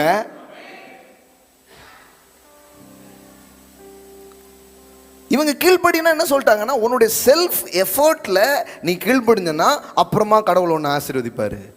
இந்த இடத்துல மனுஷனை கொண்டு போட்டதுனால தான் பாருங்க, அவன் ட்ரை பண்ணி 10வது உன் பரிசுத்தம், அடுத்த வாரம் மீசையை ஒட்ட வெட்டிட்டு வந்துருக்குமா? இவங்க பரிசுத்தம்னு சொன்னதும் இந்த மீசை சட்டா இதுலேயே தான் சொல்லியிருக்காங்க தவிர அது கூட கேரக்டரு தன்மை எல்லாம் சொல்லவே இல்லை. பாருங்களேன், லெக்கின்ஸ் போட்டு வருகிறாயா, லெக்கின்ஸுக்கு ஒரு பிரசங்கம், புருவத்தை ட்ரிம் பண்ணுகிறாயா அப்படின்னு இவர் மீசையை ட்ரிம் பண்ணிட்டு தான் வந்து பேசிட்டு இருக்கிறாரு. ஹலோ, இது எல்லாமே என்ன ஆயிடுச்சுன்னா, கிரியை சார்ந்த ஒரு இதுல மக்களை போட்டு இவங்க ட்ரை பண்றாங்க, நல்ல முயற்சி பண்ணு, ஒவ்வொரு கூட்டத்திலையும் எடுத்துட்டே இருக்கிறாங்க. நான் சொல்றேன், உங்களுடைய முயற்சியினால் வருவதல்ல கீழ்ப்படிதல், உங்கள் முயற்சியினால் வருவதல்ல பரிசுத்தம். கேட்டு பாருங்க, பரிசுத்தம் கேட்டு பாருங்க, சுத்தமா இல்ல பரிசுத்தம். ஏன்னா அது வந்து it's a gift of God. ஆமென். ஐயா, உங்களை நீங்களே பரிசுத்தம் செய்து கொள்ள முடியும்னா உங்களுக்கு கிறிஸ்துவும் தேவையில்ல, கல்வாரியும் தேவையில்ல, ரத்தமும் தேவையில்ல, வார்த்தையும் தேவையில்ல, ஆவியானவரே தேவையில்ல, கடவுளே உங்களுக்கு தேவையில்ல, பிரசங்கம் பண்றதுக்கு பாலசேகரும் தேவையில்ல. புரியுதுங்களா உங்களுக்கு? என்னால ஆக மாட்டுக்க, என்னால் ஆக முடியும்னு ஒரு கும்பல் சொல்லிச்சு பாருங்களேன், அவங்களுக்கு தான் கடவுள் நியாயப்பிரமாணத்தை கொடுத்தார். எங்க ஆக்கி காட்டு அப்படின்னாரு. They are proudly says, பாருங்க உங்களுக்கு கொஞ்சம் அப்படியே லைட்டா அப்படி காட்டுறேன். எக்ஸோடஸ் திருப்புங்க, யாத்திராகம் திருப்புங்க. நீங்க நினைச்சுக்காதீங்க கடவுள் இவனால கீழ்ப்படிய முடியும் அப்படிங்கிறதுக்காக நியாயப்பிரமாணம் கொடுக்கல. நியாயப்பிரமாணமே எது கொடுத்தார் தெரியுமா? தம்பி உன்னால முடியாது அப்படின்னா அது என்ன நீங்க முடியாது சொல்றது முடியும், அப்படி பேசுனதுனாலதான் கொடுத்தாரு. சில கண்ணுக்குன்னு தெரியல அப்படின்னா கொஞ்சம் உட்காருங்க, நான் கூட்டு போறேன்னா எனக்கு தெரியும்னா அப்புறம் புத்தரின் விழுந்து கிடக்கிறது. சார் உட்காருங்களா, போகும்போது கூட்டு போறேன்னா எனக்கு நான் என்ன முடியாதுன்னு நினைக்கிறீங்களா அப்படி எஞ்சி விழுந்து கிடப்பாங்க பாருங்க. யாத்திராகமம். கடவுள் ஒரு நாளும் உன் பரிசுத்தத்தை காட்டு, உன் கீழ்ப்படிதலை காட்டு, உன் யோகியத்தை பார்த்து தான் நான் உன்னை ஆசீர்வதிப்பேன்னு கடவுள் ஒரு நாள் அந்த ஐடியாவில் இல்லை. கடவுள் மனுஷன் அந்த ஐடியாவில் இருந்தான். அந்த ஐடியா தப்புன்னு அவனுக்கு புரிய வைக்கிறதுக்கு தான் கடவுள் எதை கொடுத்தாரு? நியாயப்பிரமாணத்தை கொடுத்தாரு. நியாயப்பிரமாணம்னா என்ன? என்னுடைய செல்ஃப் எஃபோர்ட்லேயே எதை வாங்கணுமோ அதை நான் வாங்கிடுவேன், எதை அடையணுமோ நான் அடைஞ்சிருவேன் அப்படின்னு என் சுயம் சார்ந்த முயற்சிக்கு உட்படுவதற்கு பெயர் தான் நியாயப்பிரமாணம். கிருபைன்னா என்ன? அவரை நான் சார்ந்துக்க போறேன். இப்ப கவனிங்க, 19 யாத்திராகமம் 19 7 8 பாருங்க. மோசே ஜனங்களின் மூப்பரை அழைப்பித்து கர்த்தர் தனக்கு கற்பித்த வார்த்தைகளை எல்லாம் அவர்களுக்கு முன்பாக சொன்னான். அதற்கு ஜனங்கள் எல்லாரும் ஏகமாய் கர்த்தர் சொன்னவைகளை எல்லாம் செய்வோம் என்று பிரயுத்தரம் சொன்னார்கள். ஜனங்கள் சொன்ன வார்த்தைகளை மோசே கர்த்தரிடத்தில் தெரிவித்தான். நல்லா தெரிஞ்சுக்கோங்க, கர்த்தர் சொன்னவைகளை எல்லாம் செய்வோம். நீ நினைச்சுக்கலாம் இது கீழ்ப்படிதலோட பேசியிருக்காங்க போல. இதுக்கு இது எபிரேய வார்த்தையில இந்த ஸ்பீச்சுக்கு ஒரு ரியாக்ஷன் இருக்கு. இது எந்த மாதிரி ஸ்பீச் அப்படின்னு அதுல மார்க் பண்ணியிருக்கிறாங்க. என்ன மாதிரி ஸ்பீச்னா it's a speech of proud. They proudly says. அவங்க என்ன சொன்னாங்கன்னா 10 100 கொடுத்தாலும் நாங்க செய்வோம்யா, அது கர்த்தர் சொல்றாருங்க, நாங்க கீழ்ப்படிதோம் அப்படி இல்லை. இவங்க இந்த ஸ்பீச்சினுடைய ரியாக்ஷன் என்னன்னா, என்ன இதுல இருந்து இவங்க பேசுறாங்கன்னா, அதெல்லாம் நாங்க செய்வோம், எத்தனை நாளே உபாசிக்கணுமா பண்ணிடுவோம், எல்லாம் நாங்க பண்ணி அப்படி பேசிட்டு இருக்கிறாங்க. அதுக்கப்புறம் தான் கடவுளுடைய பேச்சே மாறுது. இனிமே ஒருத்தனும் இந்த மலை பக்கம் வரக்கூடாதுன்ட்டார். ஹலோ, அதுக்கு முன்னாடி சொன்னாரா? அதுக்கு முன்னாடி அவங்க கூடயே தானே போயிட்டு இருந்தாரு. the cloud of pillar, the cloud of fireல கடவுள் என்ன பண்ணிட்டே இருக்கிறாரு? அவங்க கூடவே தானே இருந்தாரு. ஆனா இவன் என் யோகிதை என்னுடைய இதை வச்சே நான் பார்த்துப்பேன்னு சொன்ன உடனே இப்ப கடவுள் சரி இந்த உடன்படிக்கையில் இப்போ நீ வாழ விரும்புறியா? ரைட்டுப்பா, ரைட்டு. இனிமே சுத்தமா இருக்கிறவனை தவிர இந்த மலை பக்கம் ஒருத்தன் வரக்கூடாது, சுத்தம் இல்லாம எவனா தொட்டன்னா நீ காலின்ட்டார். விளங்குதுங்களா உங்களுக்கு? அதுக்கு முன்னாடி சொன்னார் அப்படி உன்னை காலி பண்ணிடுவேன், உன்னை முடிச்சிருவேன், அது சொல்ல, அப்படி சொல்ல. இதுக்கு அதுக்கப்புறம் கடவுள் பேசுறதெல்லாம் நீங்க பாருங்க. டேய் சுத்தமா இருக்கணும், கரெக்டா இருக்கணும் மட்டும் வாடா, மற்றவங்கெல்லாம் போடான்னா மோசே மக்கள் சொல்லிட்டாங்க, பாஸ் நீங்க மட்டும் போங்க, நாங்க வரல, நீங்க மட்டும் போங்க. ஆசாரியன்லாம் வருஷத்துக்கு ஒரு முறை தான் உள்ள போறான், நட்டிங்கிட்டு தான் போவான். நல்லா ரத்தத்தெல்லாம் வச்சு சுத்தி கடிச்சிட்டு போயிட்டு திரும்பி வருவோம்னு தெரியல. ஏதோ யுத்தத்துக்கு போயிட்டு இப்போ ராணுவ வீரர்கள் போவாங்கல்ல, வரனான்னு தெரியல, அப்படிதான் போயிருக்காங்க. இது கடவுள் வச்சது இல்லைங்க. மறுபடியும் சொல்றேன், கடவுளுடைய ஹார்ட் நியாயப்பிரமாணம் கிடையாது. நியாயப்பிரமாணம் கடவுளின் உள்ளத்தை காட்டவில்லை. நியாயப்பிரமாணம் மனிதர்களின் இருதயத்தை எது காட்டுகிறது, கடவுளின் உள்ளத்தை எது காட்டுதுன்னா தேவகுமாரனாகிய இயேசு தேவனின் உள்ளங்களை காட்டுகிற கண்ணாடியாக அவர் இருக்கிறார். ஆமென். The law is not so hard. The Christ only. பிரமாணங்கள் ஹார்ட் எப்படி இருக்குன்னு கடவுள் காட்டினார். நான் ஏறிடுவேன், நான் பண்ணிடுவேன், நான் முடிச்சிடுவேன், நானே எல்லாம் பார்த்துக்கிறேன். அப்படியா, சரி ஒரு 10 ரூல் தரேன், ஃபாலோ பண்ணி பாருங்கிறார். இது எதுக்கு கொடுத்துக்கிறாருன்னா இவனால் முடியலைங்கிறத இவன் உணர்ந்து கொள்ளணுங்கிறதுக்கு தான் என்ன பண்ணுறாரு, கொடுக்குறாரு. இப்போ உனக்கு காய்ச்சல் அடிக்கி இந்த டேப்லெட் சாப்பிட்டுக்கோன்னா அவன் சொல்கிறான் எனக்கு காய்ச்சலே இல்லையே. அப்போவா உனக்கு தெர்மாமீட்டரில் செக் பண்ணி காட்டுறேன். உங்கள் ஹார்ட்டில் ஒரு ப்ராப்ளம் இருக்குங்கன்னா, இல்லையா என் ஹார்ட் நல்லா தான் இருக்குது, வா உனக்கு எக்ஸ்ரே எடுத்து காட்டுறேன். இப்போ இந்த எக்ஸ்ரே எடுக்கிறதும் இந்த தெர்மாமீட்டரை வச்சு செக் பண்ணுறதும் தான் நியாயப்பிரமாணம். ஹலோ, இப்போ சொல்லுங்கள், எக்ஸ்ரே மெஷினு உங்கள் ஹார்ட்டில் இருக்கிற ப்ராப்ளத்தை ஹீல் பண்ணுமா? தெர்மாமீட்டரு காய்ச்சலுக்கு மருந்தாகுமா? ஆகாது. ஆனால் x-ray machine good, thermometer okay. ஆனால் அது உங்களை சுகப்படுத்தாது. மறுபடியும் சொல்லுதேன், the law is holy but it's not the power to make holy. அதுக்கு உங்களை பரிசுத்தமாக்குற வல்லமை அதுக்கு கிடையாது. The law is righteous but it could not make you righteous. உங்களை நீதி ஆக்குற வல்லமை அதுக்கு கிடையாது. அப்போ என்ன பண்ணும்? தெர்மாமீட்டரும் எக்ஸ்ரே மெஷின் என்ன பண்ணும்? டாக்டர் கிட்ட போங்க பாஸ் சொல்லும். அதைத்தான் நியாயப்பிரமாணம் செய்கிறது. டே, இப்போ புரியுதா? உனக்கு பிரச்சனை இருக்குன்னு புரியுதா? போடா, கிறிஸ்து கிட்ட போடா, அவர் தான் மருந்தா இருக்கிறாரு, அவர் தான் சுகமா இருக்கிறார் என்று. நியாயப்பிரமாணம் என்பது கிறிஸ்துவண்டை உங்களை நடத்தும் ஒரு உபாத்தியாக இருக்கிறது. It's a tutor. இந்த வசனம் இது வாசித்திருக்கீங்களா நீங்க? எதுல இருக்கு? பைபிள்ல தான். எப்படி? ஆல் பாஸ், கிருபையினால் எல்லாரும் பாஸ் ஆயிட்டீங்க. எல்லாம் ரொம்ப யோசித்து பைபிளில். Yes, right answer. போகும்போது பரிசு வாங்கிட்டு போங்க. ஆஃபீஸ் ரூமில் எனக்கு தனியாக பாருங்க.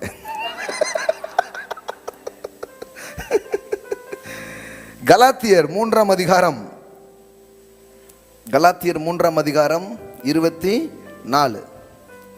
இவ்விதமாய் நாம் விசுவாசத்தினாலே நீதிமானாக்கப்படுவதற்கு, பாருங்க, நீதிமான் எப்படி ஆகிறோம்? ஒபீடியன்ஸ்லையோ கிரியையிலையோ நாம யாரா மாறுறதில்ல, நீதிமான் ஆகிறது இல்லை. நாம் விசுவாசத்தினாலே நீதிமான்களாக்கப்படுவதற்கு நியாயப்பிரமாணம் நம்மை கிறிஸ்துவினிடத்தில் வழி நடத்துகிற உபாத்தியாய் இருந்தது. விளங்குச்சா? The law is a scanning center, but Christ is a healing center. Amen. லாங்கிறது இஸ் லைக் a thermometer. அது உங்களுக்கு எவ்வளோ காய்ச்சல் இருக்கு, உங்களுக்கு என்ன பிரச்சனை இருக்கு, வேற என்ன எம்ஆர்ஐ ஸ்கேன், அந்த ஸ்கேன், எல்லாமே இது எல்லாமே என்னன்னா உங்க ப்ராப்ளத்தை காட்டும். ஆனா உங்களுக்கு வலிமையை அது கொடுக்காது, மாற்றத்தை அது கொடுக்காது. என்னையா எம்ஆர்ஐ ஸ்கேனுக்கு 3000 வாங்கியிருக்கீங்க, அது என்ன சரியாக்காதா? அது சரியாக்காது. அது அதுதான் விஷயம். அப்புறம் எதுக்கு எடுத்தீங்க? நீ பில்லு கட்ட மாட்டல, எடுத்து உன் மண்டையில் இருக்கிற ப்ராப்ளத்தை காமிச்சாதான் நீ என்ன பண்ணுவேன், நம்புவேன். அப்போ எடுத்த உடனே ஏன் ரட்சகரை அனுப்பல? எடுத்த உடனே ரட்சகரை அனுப்புனா இந்த பெருமை பிடிச்ச கும்பல் என்ன கேட்டிருக்கும் தெரியுமா? ரட்சகரா, எங்களுக்கு எதுக்கு, நாங்களே தான் எல்லாமே பார்த்துருப்போமே அப்படின்னு இருப்பான். அதனால தான் தேவன் நியாயப்பிரமாணத்தை கொடுத்து எல்லாத்தையும் செஞ்சு பாருங்காரு. முடியலடா சாமின்னா சாமி வந்துடுச்சு. எல்லாத்தையும் இயேசு இந்த பூமிக்கு வந்த உடனே கிருபையை பேசல. அந்த யூத கூட்டத்துக்கு அவர் மறுபடியும் என்னதான் பேசினாரு? லாவை தான் பேசினாரு. ஏன் தெரியுமா? இவங்க எல்லாம் என்ன நினைச்சிட்டு இருந்தாங்க தெரியுமா? நம்ம லாவை ஃபுல்ஃபில் பண்ணி முடிச்சிட்டோம்னு நினைச்சிட்டு இருந்தாங்க. அதனால தான் கிறிஸ்துவின் தேவையை அவங்க உணரவே இல்லை. எத்தனை பேர் புரியுதா? கூட வரீங்களா? அந்த தேவையை அவங்க என்ன பண்ணல, உணரவே இல்லை. அதனால தான் வாங்கடா சர்மன் ஆன் தி மவுண்டன் எடுத்தாரு. திணற 3 நாள்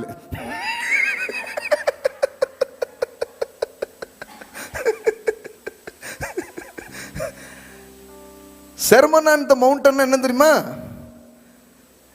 இட்ஸ் எக்ஸ்பிளனேஷன் அபவுட் தி லா. நியாயப்பிரமாணத்தை கடைப்பிடிச்சிட்டோன்னு நினைச்ச ஒரு கும்பலை கூட்டிட்டு போய் கும்மாங்குத்து குத்திட்டு இருக்கிறாரு. மவனை நீங்க ஒருத்தனும் அதை செய்யல, உங்களால செய்யவும் முடியாது, இதை உங்களுக்கு காட்டுறண்டாங்கிறது தான் சர்மன் ஆன் தி மவுண்டன்ல ரொம்ப முக்கியமான விஷயம். நீ என்னடா நினைச்சிட்டு இருக்க? கத்தி எடுத்து சதக்குன்னு குத்துனா கொலையா? கடவுள் நியாயப்பிரமாணத்தை சொல்லும்போது அப்படி சொல்லடா. ஒரு சகோதரனை பார்த்து மூடனேன்னா நீ வந்து கொலைபாதனுக்கு சமானன்ட்டாரு.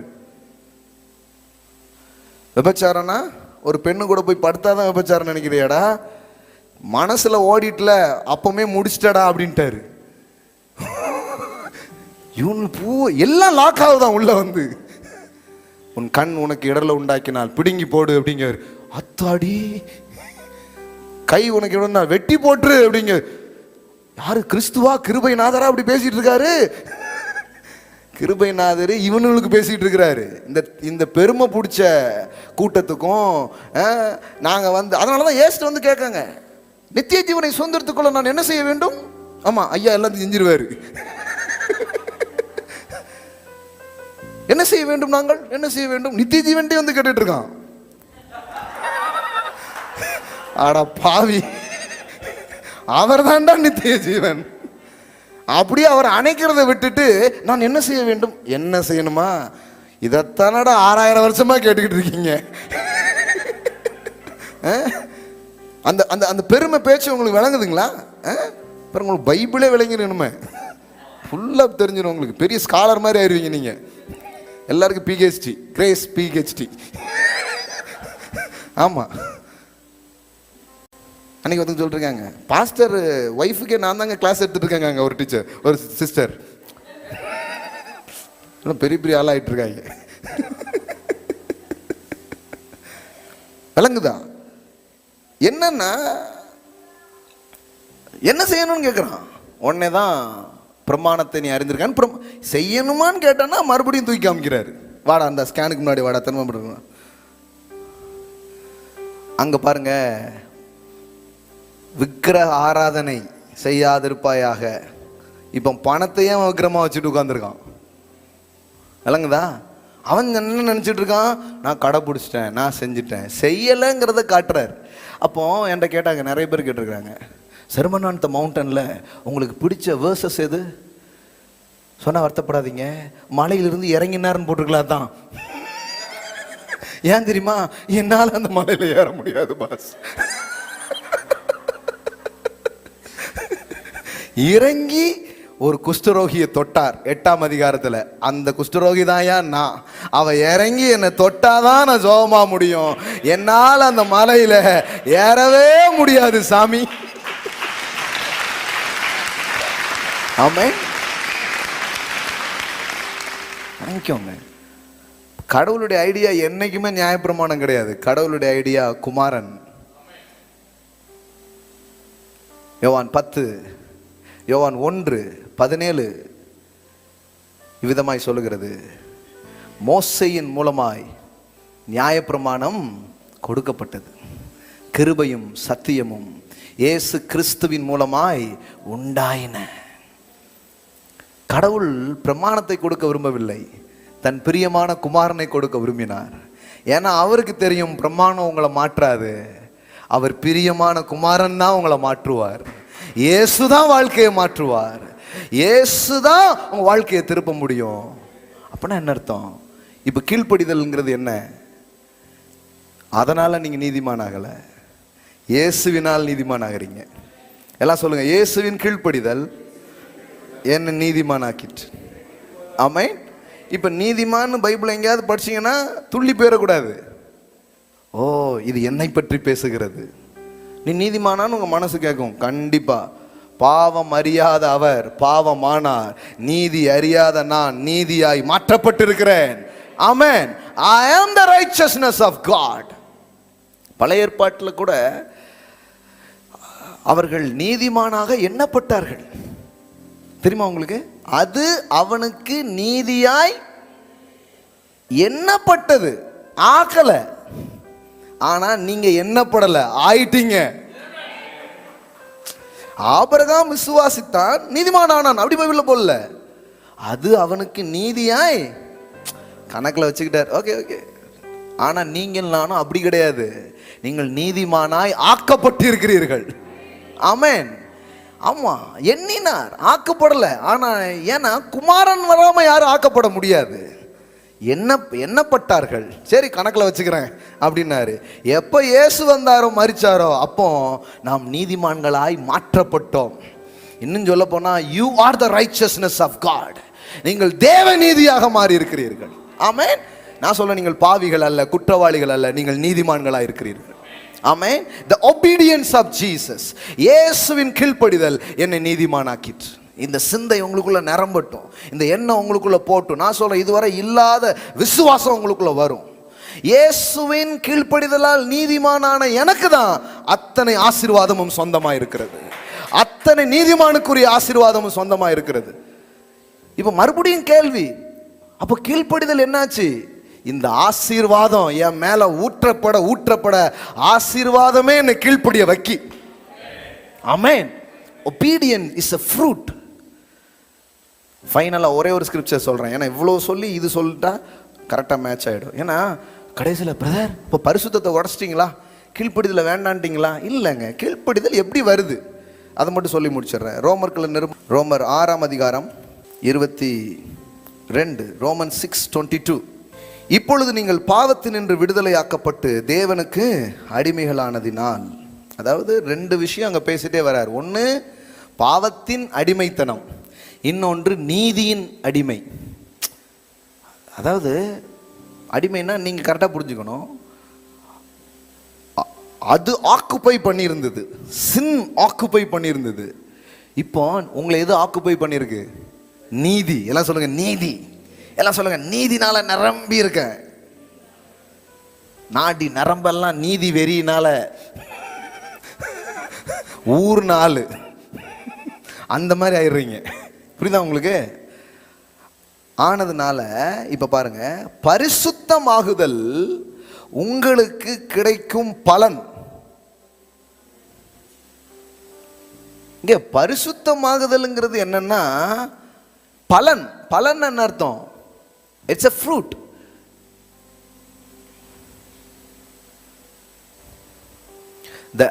பாருங்க, and the outcome of this eternal life. எல்லாம் சொல்லுங்க outcome. இன்னும் சொல்ல போனா holiness is a by product. By ப்ராடக்ட்னா புரியுதுங்களா உங்களுக்கு? ஒன்று வாங்கினீங்கனாலே அதோடு சேர்த்து இன்னொன்று கொடுத்துருவாங்க. அதை தான் என்னன்னு சொல்கிறோம். முன்னாடி சாமான்லாம் வாங்கி முடித்தோடனே கருவேப்பிலை கொத்தமல்லாம் கொடுத்துருவாங்க. இப்போ கொத்தமல்லி கருவேப்பிலைக்கு இப்போ இங்கே காசு கொடுத்து தான் கொடுப்பாங்க. கிருபையில் வளர்ந்துட்டாங்க ரொம்ப. By product. ஒன்று பிரியாணி வாங்கும்போதே சம்பல் சால்லாம் என்ன பண்ணுறாங்க, சேர்த்து கொடுத்துட்றாங்க. ஒன்று வாங்கும்போது ஒன்று வந்துடுது இல்லையா? அது மாதிரி தான் நீதி கிருபை உங்கள் வாழ்க்கைக்குள்ளே வரும் பொழுது பரிசுத்தமாகுதல் உங்களுக்கு கிடைக்கும் பலன். பலன் என்ன? It's a fruit. அதாவது கிருபை ரூட்டாக இருந்தால் ஹோலினஸ் ஃப்ரூட்டாக இருக்கும். ஹல்லேலூயா. எல்லாம் சொல்லுங்க, கிருபை வேறா இருந்தால் பரிசுத்தம் பலனாக இருக்கும். நம்ம பழமெங்க நான் சொல்கிறேன், மரமே இல்லையே பாஸ், வேறே இல்லையே பாஸ், வேரும் இல்லை மரமும் இல்லை இலையும் இல்லை பூவும் இல்லை. ஆனால் டைரக்டாக நீங்கள் எங்கே வந்துடுறீங்க? Where is obedience? Where is obedience? ஏன் பாஸ்டர் நீங்களே ரொம்ப நாளாக தேடிட்டு இருக்கீங்களா? எங்கே கீழ்ப்படிதல், எங்கே பரிசுத்தம்னு தேடிக்கிட்டே இருக்கிறாங்க. நான் சொல்கிறேன், மரமே இல்லையே. நீங்க கிருபை என்கிற மரம் கொண்டு நீதி என்கிற வேர் கொண்டு அதை ஊத்தி வளர்த்தீங்கன்னா அதுல தொங்குகிற பழம் பரிசுத்தமும் கீழ்ப்படிதலுமா இருக்க ஆரம்பிக்கும். அல்லேலூயா. எல்லாம் சொல்லுங்க, கிருபையின் பரிசுதான், பலன்தான் பரிசுத்தம், கீழ்ப்படிதல். கிருபை வேர் கொள்ளாமல் இது வரவே வராது. அப்போ நியாயப்பிரமாணத்தின் வழியில வராத பரிசுத்தம் கிருபையின் வழியில வரும். ஆமென். அதனாலதான் வேதம் சொல்லுகிறது, நீங்கள் நியாயப்பிரமாணத்துக்கு கீழ்ப்பட்டிடாமல், அதே 6 அதே ரோமன் 6:14, நீங்கள் நியாயப்பிரமாணத்துக்கு கீழாயிராமல் கீழ்ப்பட்டிராமல் கிருபைக்கு கீழ்ப்பட்டிருக்கிறபடியினால் பாவம் உங்களை மேற்கொள்ள மாட்டாது. ஆமென். You are not under the law, you are under the grace. அப்போ பிரமாணத்துக்கு கீழே முயற்சி முயற்சி முயற்சி பண்ணி வராத பரிசுத்தம், கிருபைக்கு கீழே இயேசுவின் கீழ்ப்படிதல், அவருடைய நீதி, அவருடைய கிருபை, இதையெல்லாம் பெறுகிறவர்கள் ஜீவனை அடைந்து ராஜாவை போல ஆளுவார்கள் என்பது அதிக நிச்சயமாக இருக்கிறது. ஆமென். எழுந்து நிற்போம். ஹல்லேலூயா. செவ்வாய் மாலை வாருங்க, இன்னும் நிறைய பேசுவோம். இது எனக்கு இதை பேசி அதை பேசுவோன்னா இப்படிலாம் இல்லை. இது அப்படி ஃப்ளோ ஆகிறதெல்லாம் பேசிகிட்டே இருக்கலாம். கிருபையின் ஆவிலிருந்து என்னென்னலாம் ஃப்ளோ ஆகுதோ அதெல்லாம் பேச போகிறோம். Glory to be the living God. ராஷா கமா ஹோ சேகே ரெஹனமோ ஷான்டு லோ ப்ரோகா ஷான்டே. ஹல்லேலூயா, ஹல்லேலூயா, ஹல்லேலூயா, ஹல்லேலூயா. இப்போ பாருங்க, you are not achiever, you are a receiver. எல்லாம் சொல்லுங்க, ஐ அம் a receiver. எல்லாம் சொல்லுங்க, நான் பெறுகிறேன். இயேசு செய்து முடித்ததை இலவசமாய் கிருபையினாலே நான் பெற்றுக்கொள்கிறேன். அப்போ கிருபையினால என்னுடைய எஃபோர்ட் இல்லாம கடவுள் எனக்கு ஒன்றை தர்றார் அப்படின்னா உங்களுக்கு பெருமையே இருக்காது. அதனாலதான் 1 கொரிந்தியர்ல படிக்கிறோம், மாம்சமான ஒருவனும் பெருமை பாராட்டாத படிக்கு. அப்படின்னா அர்த்தம், ஒருத்தனும் அங்க என்ன பண்ண முடியாது, பெருமை பாராட்டவே முடியாது. ஏன்னா இங்கு நான் என்னுடைய எஃபோர்ட்னால எதுவுமே நடக்கல. அவருடைய கிருபையினால தான் எனக்கு சுகம், ரட்சிப்பு, மன்னிப்பு, விடுதலை, ஐஸ்வர்யம் சகலத்தையும் நான் பெற்றுக்கொள்கிறேன். அதனாலதான் மாம்சமான எவனும் தேவனுக்கு முன்பாக பெருமை பாட்டாதபடிக்கு அப்படி செய்தார். எப்படி செய்தார்? முந்தின வசனம் போடுறா, உள்ளவைகளை அவமாக்கும்படி உலகத்தில் இழிவானவைகளையும் அற்பமா எண்ணப்பட்டவைகளையும் இல்லாதவைகளையும் தேவன் ஊரே வேண்டான்ச்சா நீ வாங்குறாரு. முடியாத கேஸெல்லாம் இவர் எடுத்துக்கிறாரு. உலகத்துக்கு அதை சாட்சியா கொண்டு வந்து நிப்பாட்டுறாரு. கிருபையின் சின்னங்கள். நான் சொல்றேன், இங்க இருக்கிறவங்க ஒவ்வொருத்தருடைய வாழ்க்கையும் கிருபையின் சின்னமா நீங்க இருக்க போறீங்க. Your life it's a symbol of grace. ஆமென். உங்களை பார்க்கிறவங்களே கிருபை புரிஞ்சுப்பாங்க. நீ இப்படி வர முடியும்னா கர்த்தர் நல்லவராகவே இருக்கிறார். நீ இப்படி உயர முடியும்னா கடவுள் வல்லவராகவே இருக்கிறார். கடவுள் கிருபை உள்ளவராகவே இருக்கிறார். ஆமென். வாழ்க்கை எல்லாம் கிருபையின் சின்னங்களாகவே இருக்க போகிறது. ஹல்லேலூயா, glory to be the living God. அதனாலதான் மாம்சமான யாரும் பெருமை பாராட்ட முடியாது. இதெல்லாம் இந்த கிருபையெல்லாம் நீங்க விளங்கும் போது யாரையும் அற்பமா நினைக்க மாட்டீங்க, எல்லாரையும் மேன்மையா நினைப்பீங்க. ஐயோ, இவனுக்காக கிறிஸ்து மரித்தாரே, இவனுக்காக கிறிஸ்து ரத்தம் சிந்தினாரே. பாவத்துல வாழ்ற மக்களை பார்க்கும்போது கூட உங்களுக்கு கோபம் வராது, மனதுருக்கம் உங்களுக்கு வரும். ஏன்னா இயேசு பாவத்தில் வாழ்ந்த மனுஷனை பார்த்து கோபம் கொள்ளல, மனதுருகினார். Jesus moved with compassion. இயேசு திரளான ஜனங்களை கண்டபோது மனதுருகினார். மனதுருகினார். கடவுள் பாவத்தின் மீது கோபமாய் இருக்கிறார் என்பது பிரமாணத்தின் சிந்தனை. அது பிரமாணத்தின் வாயிலாக வந்த சிந்தனை. ஆனால் தேவனுடைய மனது, அவர் கோபமா இல்லை. அவர் சொல்றார், நான் கிருபை செய்யவே விரும்புகிறேன், கிருபை செய்யவே விரும்புகிறேன். ஹல்லேலூயா. இரக்கம் செய்யவே நான் விரும்புகிறேன், தயவு செய்யவே நான் விரும்புகிறேன். ஹல்லேலூயா. ராமா ஷேகாரா கோதேரேபோ. இந்த கிருபையின் ஆவி உங்களை நிரப்பட்டும், அந்த கிருபையின் வல்லமை உங்களை நிரப்பட்டும், அந்த கிருபையின் பலன் உங்களை நிரப்பட்டும். இந்த கால வேளையில என்னுடைய கீழ்ப்படிதலினால் அல்ல, அவருடைய கிருபையினால் நான் நீதிமானாக்கப்பட்டிருக்கிறேன். ஹல்லேலூயா. நான் நீதிமான், தேவனுடைய அனைத்து ஆசீர்வாதங்களும் ஹல்லேலூயா எனக்கு வருவது எனது செயலினால் அல்ல. ஹல்லேலூயா. இதுல ஒரு பியூட்டிஃபுல்லான திங்ஸ் என்ன தெரியுமா? கடவுளுடைய கிருபை உங்களுக்கு வருவதினாலே, அந்த கிருபையை நீங்க பெற்றுக்கொள்றதுனால நீங்க ஏதாவது ஒரு ஆக்ட் பண்றீங்க பாத்தீங்களா, கடவுள் அதுக்கு ரிவார்ட் பண்றாரு. புரியுதான்னு தெரியல. அதாவது அவர் தான் கிருபையை தராரு, அந்த கிருபையை நீங்க பெறுறீங்க, பெற்றுக்கொண்டு நீங்க ஏதோ ஒன்று செய்றீங்க பாருங்க, ஒரு செயல் செய்றீங்க, கிருபையை பெற்று சில செயல் நீங்க செய்றீங்க, கடவுள் சொல்றாரு அதுக்கு ரிவார்டு அவனுக்கு கொடு அப்படிங்கிறாரு. ஆண்டவரே ரிவார்டு எனக்கு எதுக்கு, நீங்க தான் கிருபையை கொடுத்தீங்க. இது எப்படின்னா, அதனால தான் பாருங்களேன், it's a beauty of God. அவர் தான் செய்கிறாரு, ஆனால் பாராட்டையும் இதையும் அவர் நமக்கு தரார். நம்ம மேன்மை பாராட்ட முடியாது, ஆனால் நம்மளை அவர் மேன்மை பாராட்டுகிறார்.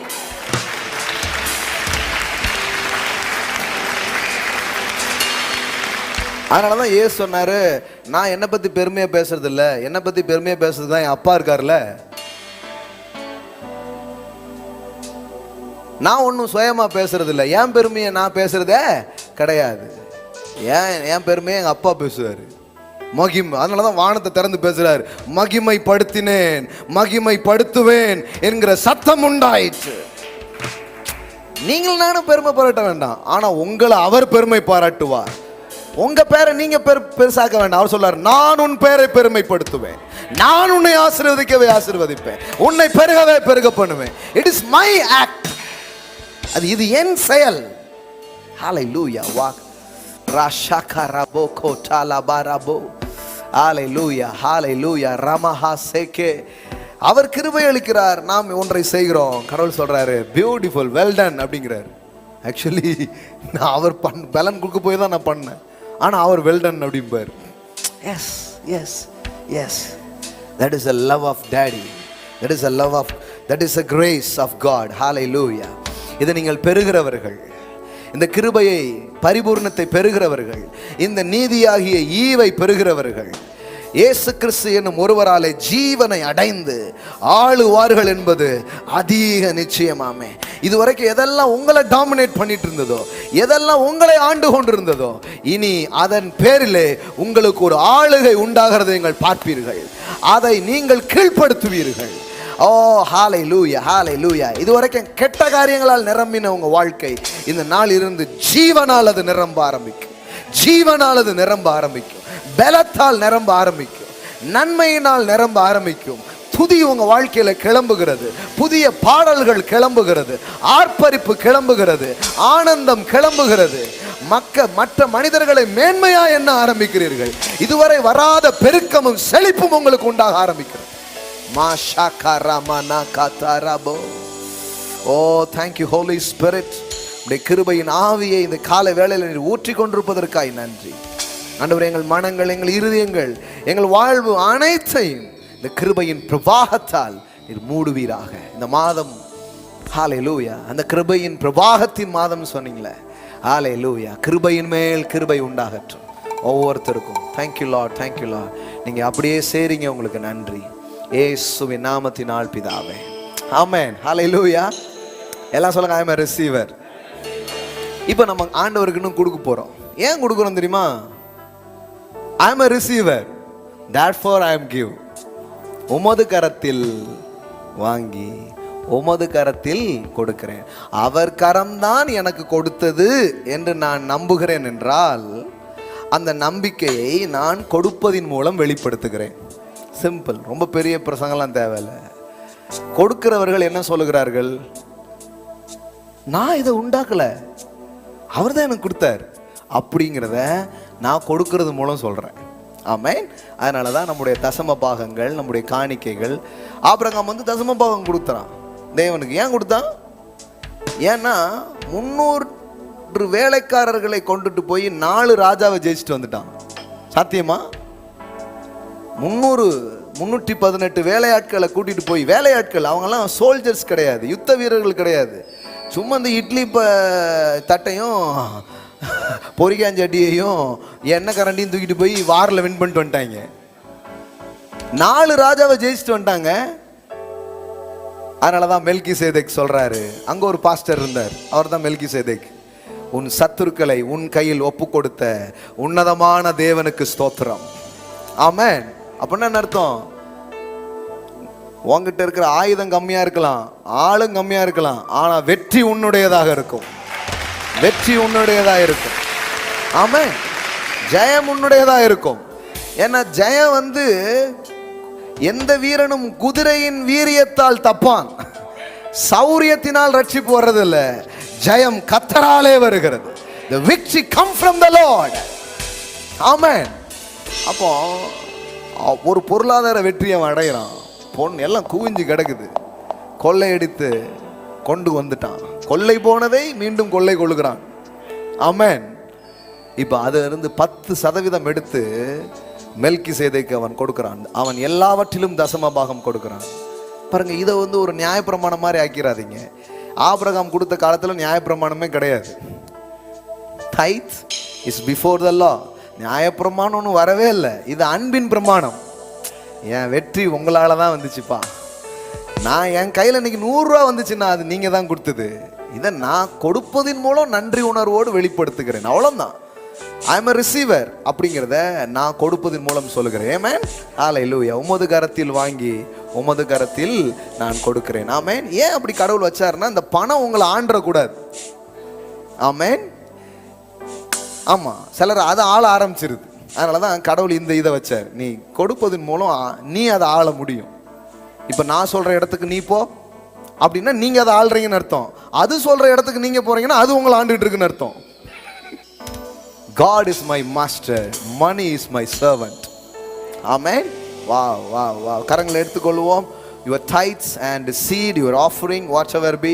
ஆன்லைன்ல பார்க்குற பிள்ளைங்க ஆன்லைன் மூலமாக நீங்கள் செலுத்தலாம். அப்படி செலுத்தும் பொழுது நீங்கள் செலுத்துகிற அந்த பதிவை, அந்த ரெசிப்டை நீங்கள் எங்களுக்கு அனுப்புங்க. ஏன்னா அப்போ தான் அதை செக் பண்ணி கொள்றதுக்கும் கணக்கு வைப்பதற்கும் உதவியாக இருக்கும். 10 கோடி மதிப்பிலே ஒரு ஆலயத்தை நாம் கட்ட இருக்கிறோம். ஆமென். அப்படின்னு நம்ம சொல்லிட்டே இருக்கிறோம். அது எத்தனை கோடிக்கு வேணாலும் நம்ம கட்டுவோம். ஆமென். ஆனால் சில என்ன நினைக்கிறாங்கன்னா, உங்கள் சபையில் எல்லாரும் கோடீஸ்வரர்களா? ஆமாங்க, நாங்கள் கோடீஸ்வரராக தான் பார்க்குறோம் எல்லாரையுமே. ஆமென். கிறிஸ்துவுக்குள் ஒவ்வொருவரையும் செல்வந்தர்களாகவே நாம் பார்க்கிறோம். ஆமென். இன்னைக்கு தெரு கோடி, நாளைக்கு பல கோடி.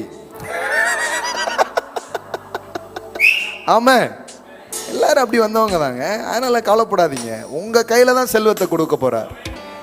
லட்சமா கோடி கோடியா நீங்க சம்பாதிப்பீங்க. தேவனுக்கென்று நாம் கட்டுவோம். ஆமென். ஹல்லேலூயா. தேவன் உங்களை கட்டுறார், அப்புறம் நாம் அதெல்லாம் செய்வோம். ஆமென். இப்பவுமே எத்தனையோ லட்சங்கள் ஒவ்வொரு மாதமும் செலவு பண்ற அளவு கடவுள் நமக்கு திராணியை கொடுத்திருக்கிறார். ஆமென். செய்ய போகிறோம். அப்படி ஆலயத்திற்காக நீங்கள் செலுத்த விரும்புகிற பிள்ளைகள் பின்னாடி பாக்ஸ் இருக்கும், அதில் நீங்கள் போடலாம். நீங்கள் என்ன பண்ணலாம், அதுக்குன்னு செலுத்துறீங்கன்னா அப்படி குறிப்பிட்டு என்ன பண்ணுங்க, நீங்கள் செலுத்துங்க. உங்கள் டைட்ஸ் அண்ட் ஆஃபரிங்ஸ் ஒரு பில்டிங் ஃபண்ட் எது வேணாலும் கையில் எடுத்துக்கோங்க. ஜெபம் செய்ய விரும்புகிறேன். அன்பு தாப்புனே, உமது கரத்தில் வாங்கியிருக்கிறோம் என்பதை நாங்கள் கொடுப்பதன் மூலம் சொல்லுகிறோம். We are not self-made millionaire, we are a God-made millionaire. என் சாமர்த்தியமும் என் கைபலனும் இந்த ஐஸ்வர்யத்தை எனக்கு தரவில்லை.